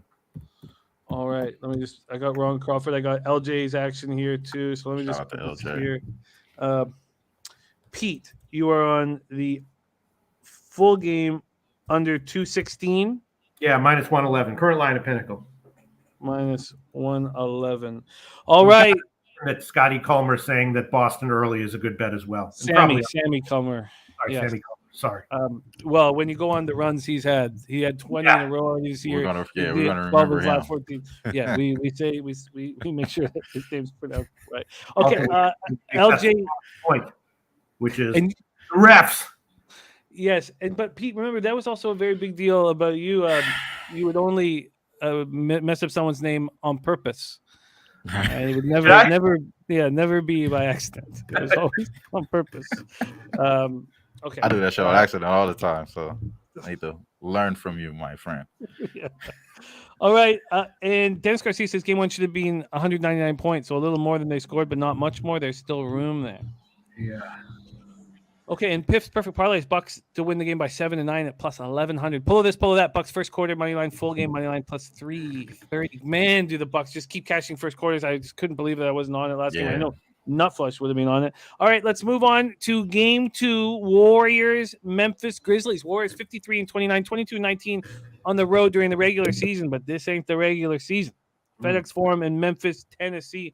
The Warriors have played the playoffs at a pace of 97.67 possessions a game. But this Grizzlies team plays in the playoffs at 102.86 possessions a game, and the Warriors have no problem playing at that pace. Game 1 was run at 102.5, and no problem whatsoever. No problem whatsoever. Jordan Poole goes for 31. Youngest Warrior ever to score 30 or more in a conference semifinal Game 1. Ja goes for 34, 10, and 9. Jaren Jackson 33 and 10. And Draymond Green ejected for the flagrant, and doesn't matter. And shout out to Brandon Clark, tough Canadian kid. Let's go to the line history. Then we'll go see where the cash lies. Warriors open up as 2-point favorites. No movement. When we look at the total, opens up at 227. The initial move was to the under, and that happened in the first 9 minutes that it came out.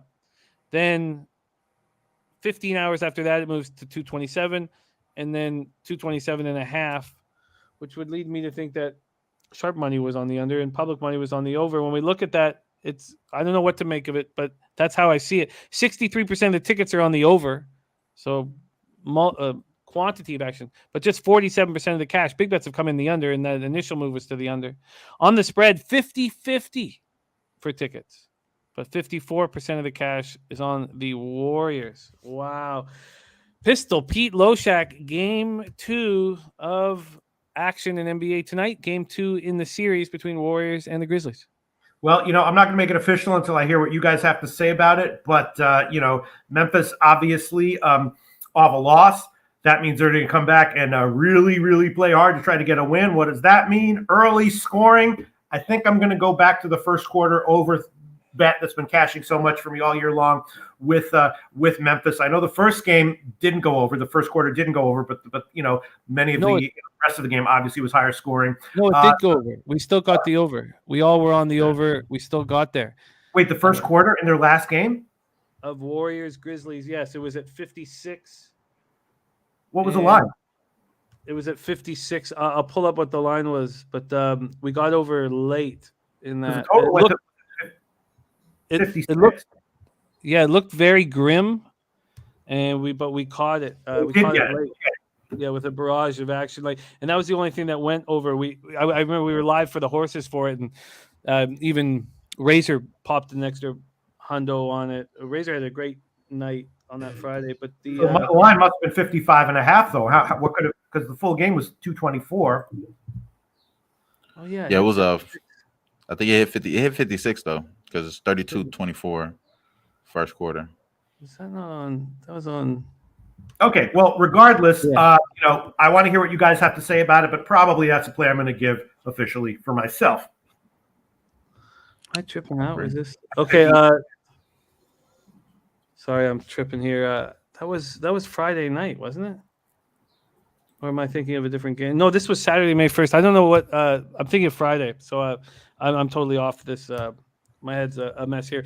So take it away here, Wham Bam. It's crazy. Yeah, man.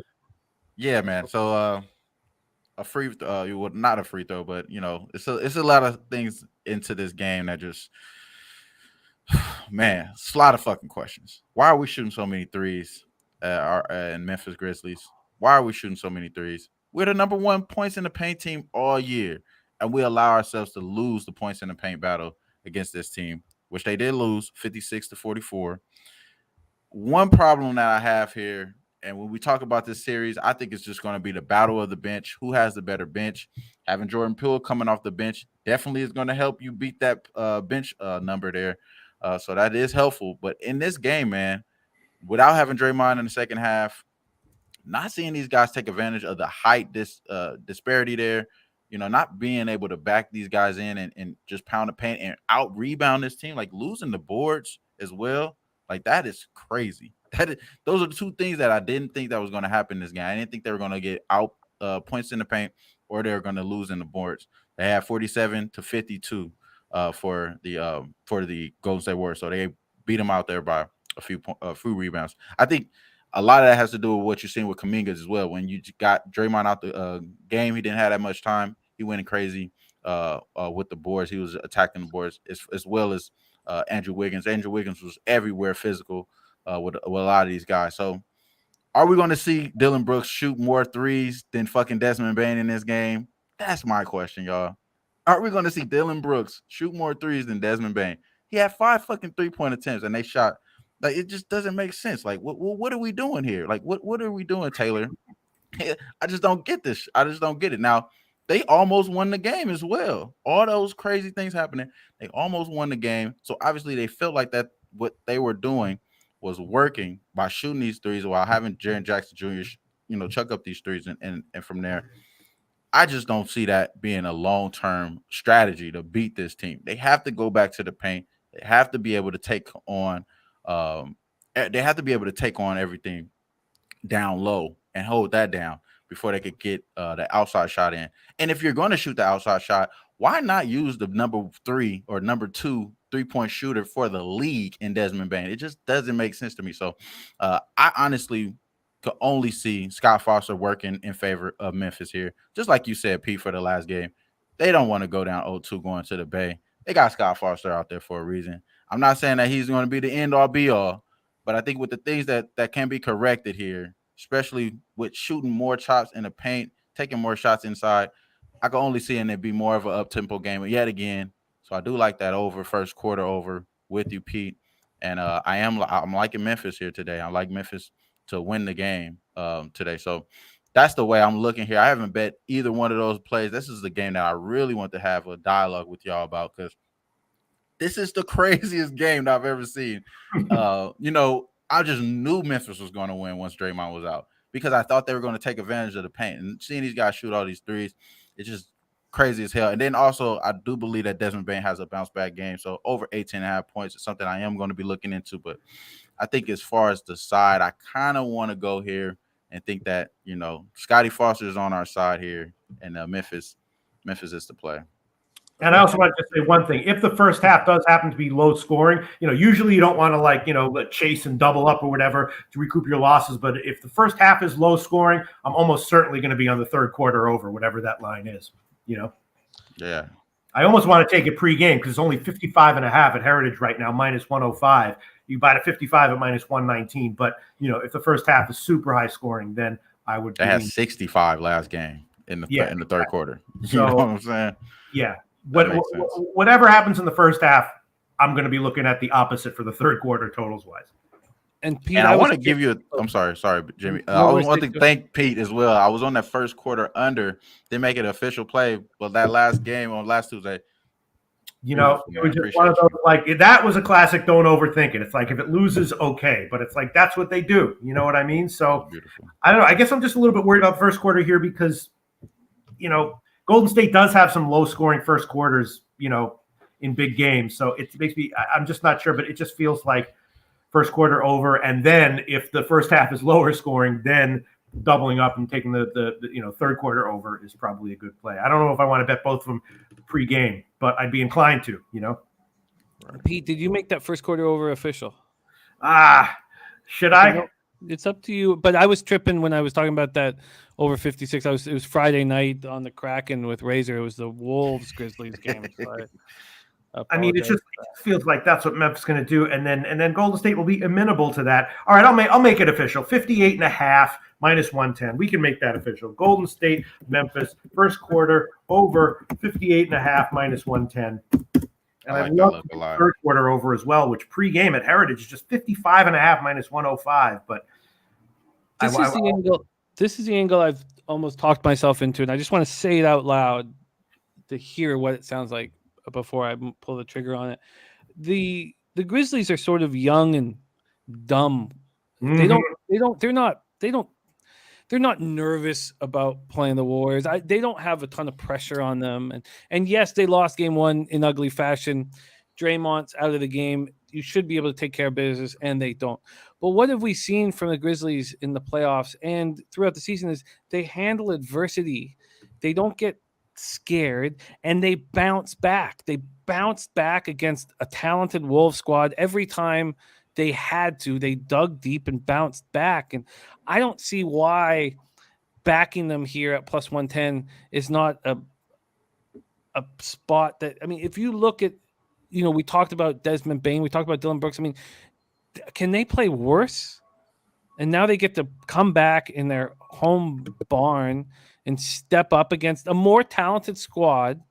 But, this is a spot where I just see them bouncing back like what we've seen all year long. And now you're getting a plus money, minimal plus money to go bet it. I don't see why I wouldn't bet it at plus 110. I love that breakdown. It's kind of exactly how I'm thinking. And honestly, the way you're talking, it sounds like we need to be on the first half, first quarter, and full game here, because what we've seen from the playoffs is that these guys come out and win the first half. And what I'm seeing here on Bovada, they're plus 115 for the full game, but they're minus 120 and minus 120 for the first half and first quarter money line. So they're favorites to win the first quarter and first half. So sounds like a trifecta to me, Actually, Jim, can I make a small safe adjustment to my first quarter play? Because I feel nervous about it. At Pinnacle, 58 minus 119. Let's do that. Nice. I mean, would it surprise you, Wham, if the Warriors sweep the Grizzlies in 4 games? Yes, it would. Yes, it would surprise me. I've seen the Warriors have bad shooting nights all year. You know what I mean? And they had a pretty good shooting night last game out. I could see them having a bad shooting night on the road against this team, especially if they're doing the right things, like not shooting more threes, or not having one of your worst 3-point shooters shoot more threes than the actual best one on your team. So maybe they're fake. I think I like the Grizzlies a lot. And go ahead, you can lock me in. Lock me in on the first quarter over with Pete. I'll take the 58 with them. With that minus 119. Minus 119. I'll take that with you, just to be with you on that. Just to get rid of the hooker. And give me the first quarter too. I think the first quarter money line. I'm seeing minus 120. I'm going to lock that in right now. And then I'll leave out the first half. And I'm taking the full game. So give me Memphis money line, full game, which I see plus 115. First quarter money line minus 120, and that first quarter over. So I'm almost tripling up here. I see. Oh wait, I just have you first quarter over 58 and first quarter Grizz minus 120. Is there a third? Let me get the full game too. Get the full game too. Plus 115. Okay, full game Grizz at plus 115. See, the way I see this storyline, and I get it. Like you guys, the chat would not be surprised at all if they were to sweep here. Astute Chaos says, I'm sorry they shoot themselves in the foot with having droughts and turnovers in crucial minutes. They give leads away. The Warriors are going to feast. Dennis Garcia took the Warriors minus 1.5, minus 120, and minus 2.5, plus 215 for the series. Held off the sweep, but Memphis isn't any good. Said Minnesota played them 5 or 6 games. Warriors have more talent, more experience in Minnesota. See, the way I think I'm very close to moving on it is backing the Grizz on the money line here. I think Grizz take game 2, then the Warriors win game 3 and 4 in San Francisco. And then when you come back to Memphis, now there's pressure on. Now, I'm not saying there's no pressure on Memphis tonight, but if they're down 3-1 and they're at home and they need to win to keep the series going, that's pressure. But here, the Warriors are better, more experienced, this, that, and the other. And this is the first time the Grizzlies have gone this far, and there's sort of built-in excuses. Let's just look at. I just want to see this again with the. So it's. And one thing you mentioned is about their way of going through adversity.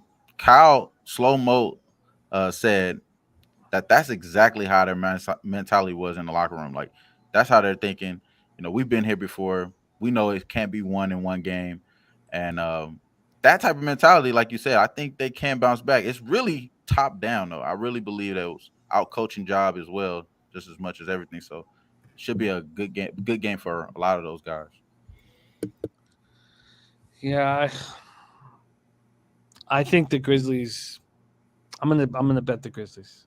Full game, plus 110, and my guess then would be this would be the only game that they win.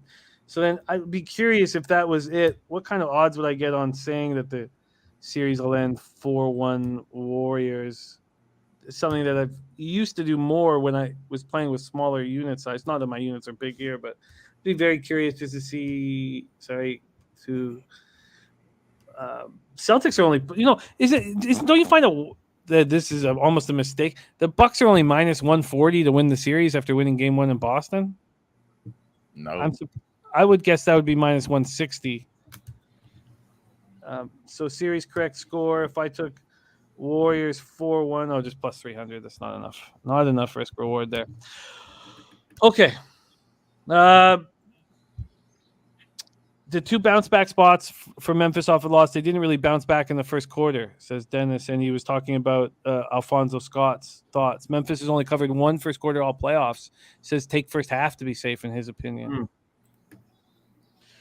This is fun. Very, very fun. I love all this and taking all the notes of everybody and then getting to watch it all in real time. It's just so extremely enjoyable. Fucking girlfriend wants to watch Ozark. Who cares? Who fucking cares? But it's a good show, bro. Yeah, sure. What do I care if it's a good show? I don't care. All right, we have our action in Wham Bam on Robert Williams over 7.5 rebounds, Giannis over 6.5 assists, full game under 216 in that. Oh, for Pete. So 2 spots for Wham. Pete's got the one. Then Ron Crawford spreadsheet play today. Boston first half. LJ from H-Town's on Bucks money line at plus 170. That's wildly fun.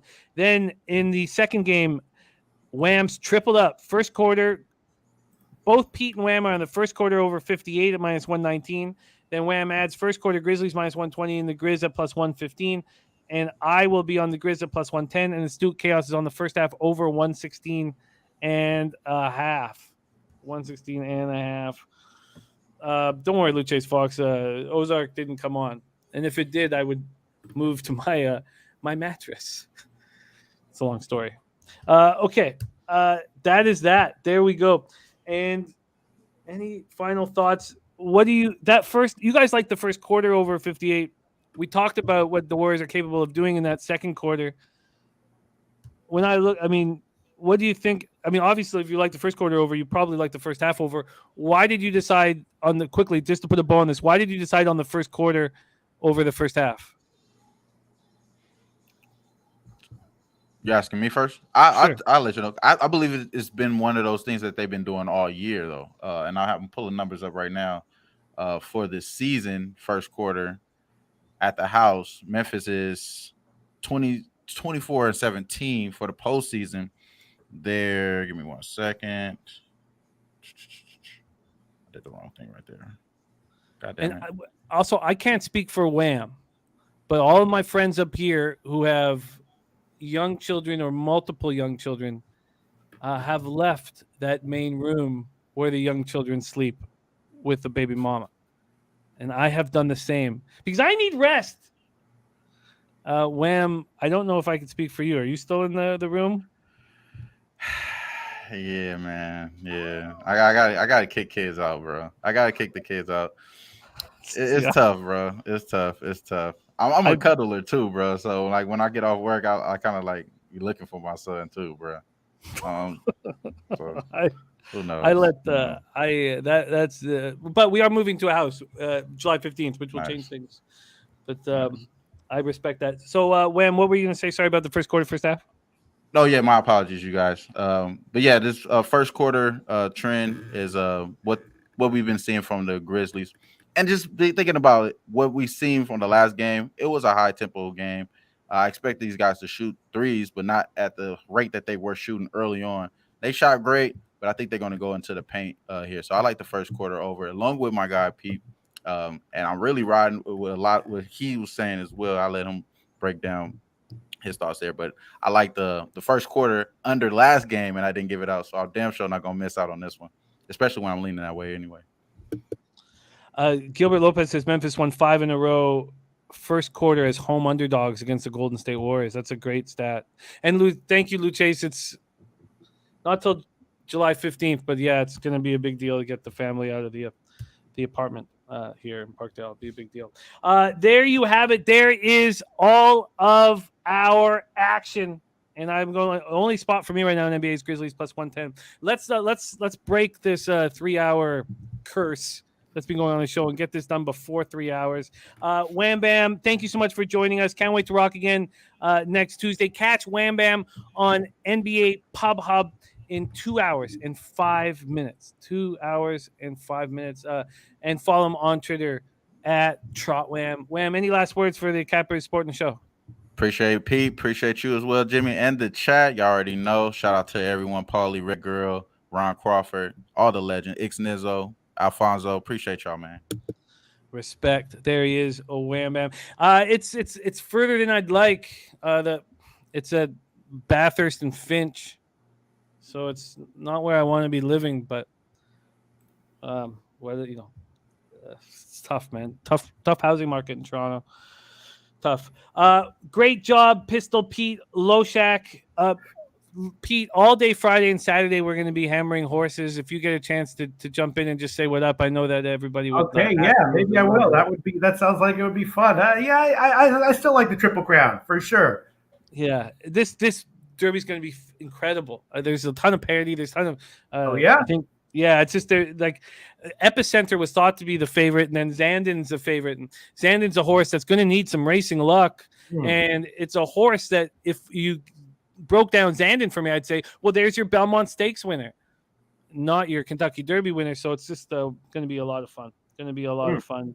And we'll be live starting 10:15 in the morning. There's Razor Sharp Picks here right now in the chat. So let's go over NHL to get started. Pete's on the first period under 1.5 at -108 in Pittsburgh, New York Rangers. I can't believe we got that line. I think I'm going to jump with you there. Those are Ron Crawford's actions along each sport. In NHL, Calgary regulation, MLB, the Twinkies, and NBA, Boston first half money line. Dennis Garcia says Zandon is a rat. I would like, I don't want him first or second, but I don't know if I have the balls to keep him out of every ticket, Dennis. But I'm not interested in Zandon. I love that the public's enamored with him. Then Rangers -1 is a look for me. Pete's on the Rangers to win the series at -115. Pete's on the first period under 2 at -120. If I could get -120, I'd bet that too. I put that together at -132, and it's going to take me a little bit more time to see. But I think that's a very interesting look, and I like it, Pete. And then I'm on the Avalanche -1.5, -125. Red Girl said, don't overthink this. Bet the Preds. And that's just another fun layer to enjoy this game with. And then the under 6.5 at -145 in Stars Flames for Pete, and the under 1.5 first period at +107 for Pete, and Stars no goal in the first period at +100. So a lot of action there. I'm on the Flames -1.5 at +115. Then in baseball, did we get confirmation that it is change? And I'm not seeing any of the team totals, so we can just scotch it. Just forget those bets. Yeah. All right, consider it scotch. Then we have for say hey play today first 5 under 4 in the Padres Guardians. There's 2 of them for us. For Pete, then gets his card started with the Twins first 5 at -160. Say hey play today's Twins first 5 -0.5, and Ron Crawford spreadsheet play today is with the Twinkies. Pete's on the Blue Jays first 5 -135. I'm very interested in this under 4 -119. I think I'm gonna make sure these spots all correlate for me because I've not bet anything yet, but that's going to be on the list. That'll be the first one. Pete's on the Cubs first 5 team total under 1.5 -135, and the White Sox first 3 -140. Then Pete's on the Brewers first 3 -180, and the Reds first 5 team total under 1.5 -160. The Reds first 5 +0.5 and the first 5 under 3.5. I'm very interested in and may move on. Same said with the first 5 under 4.5, although it didn't quite fully correlate. I'll see if it has now.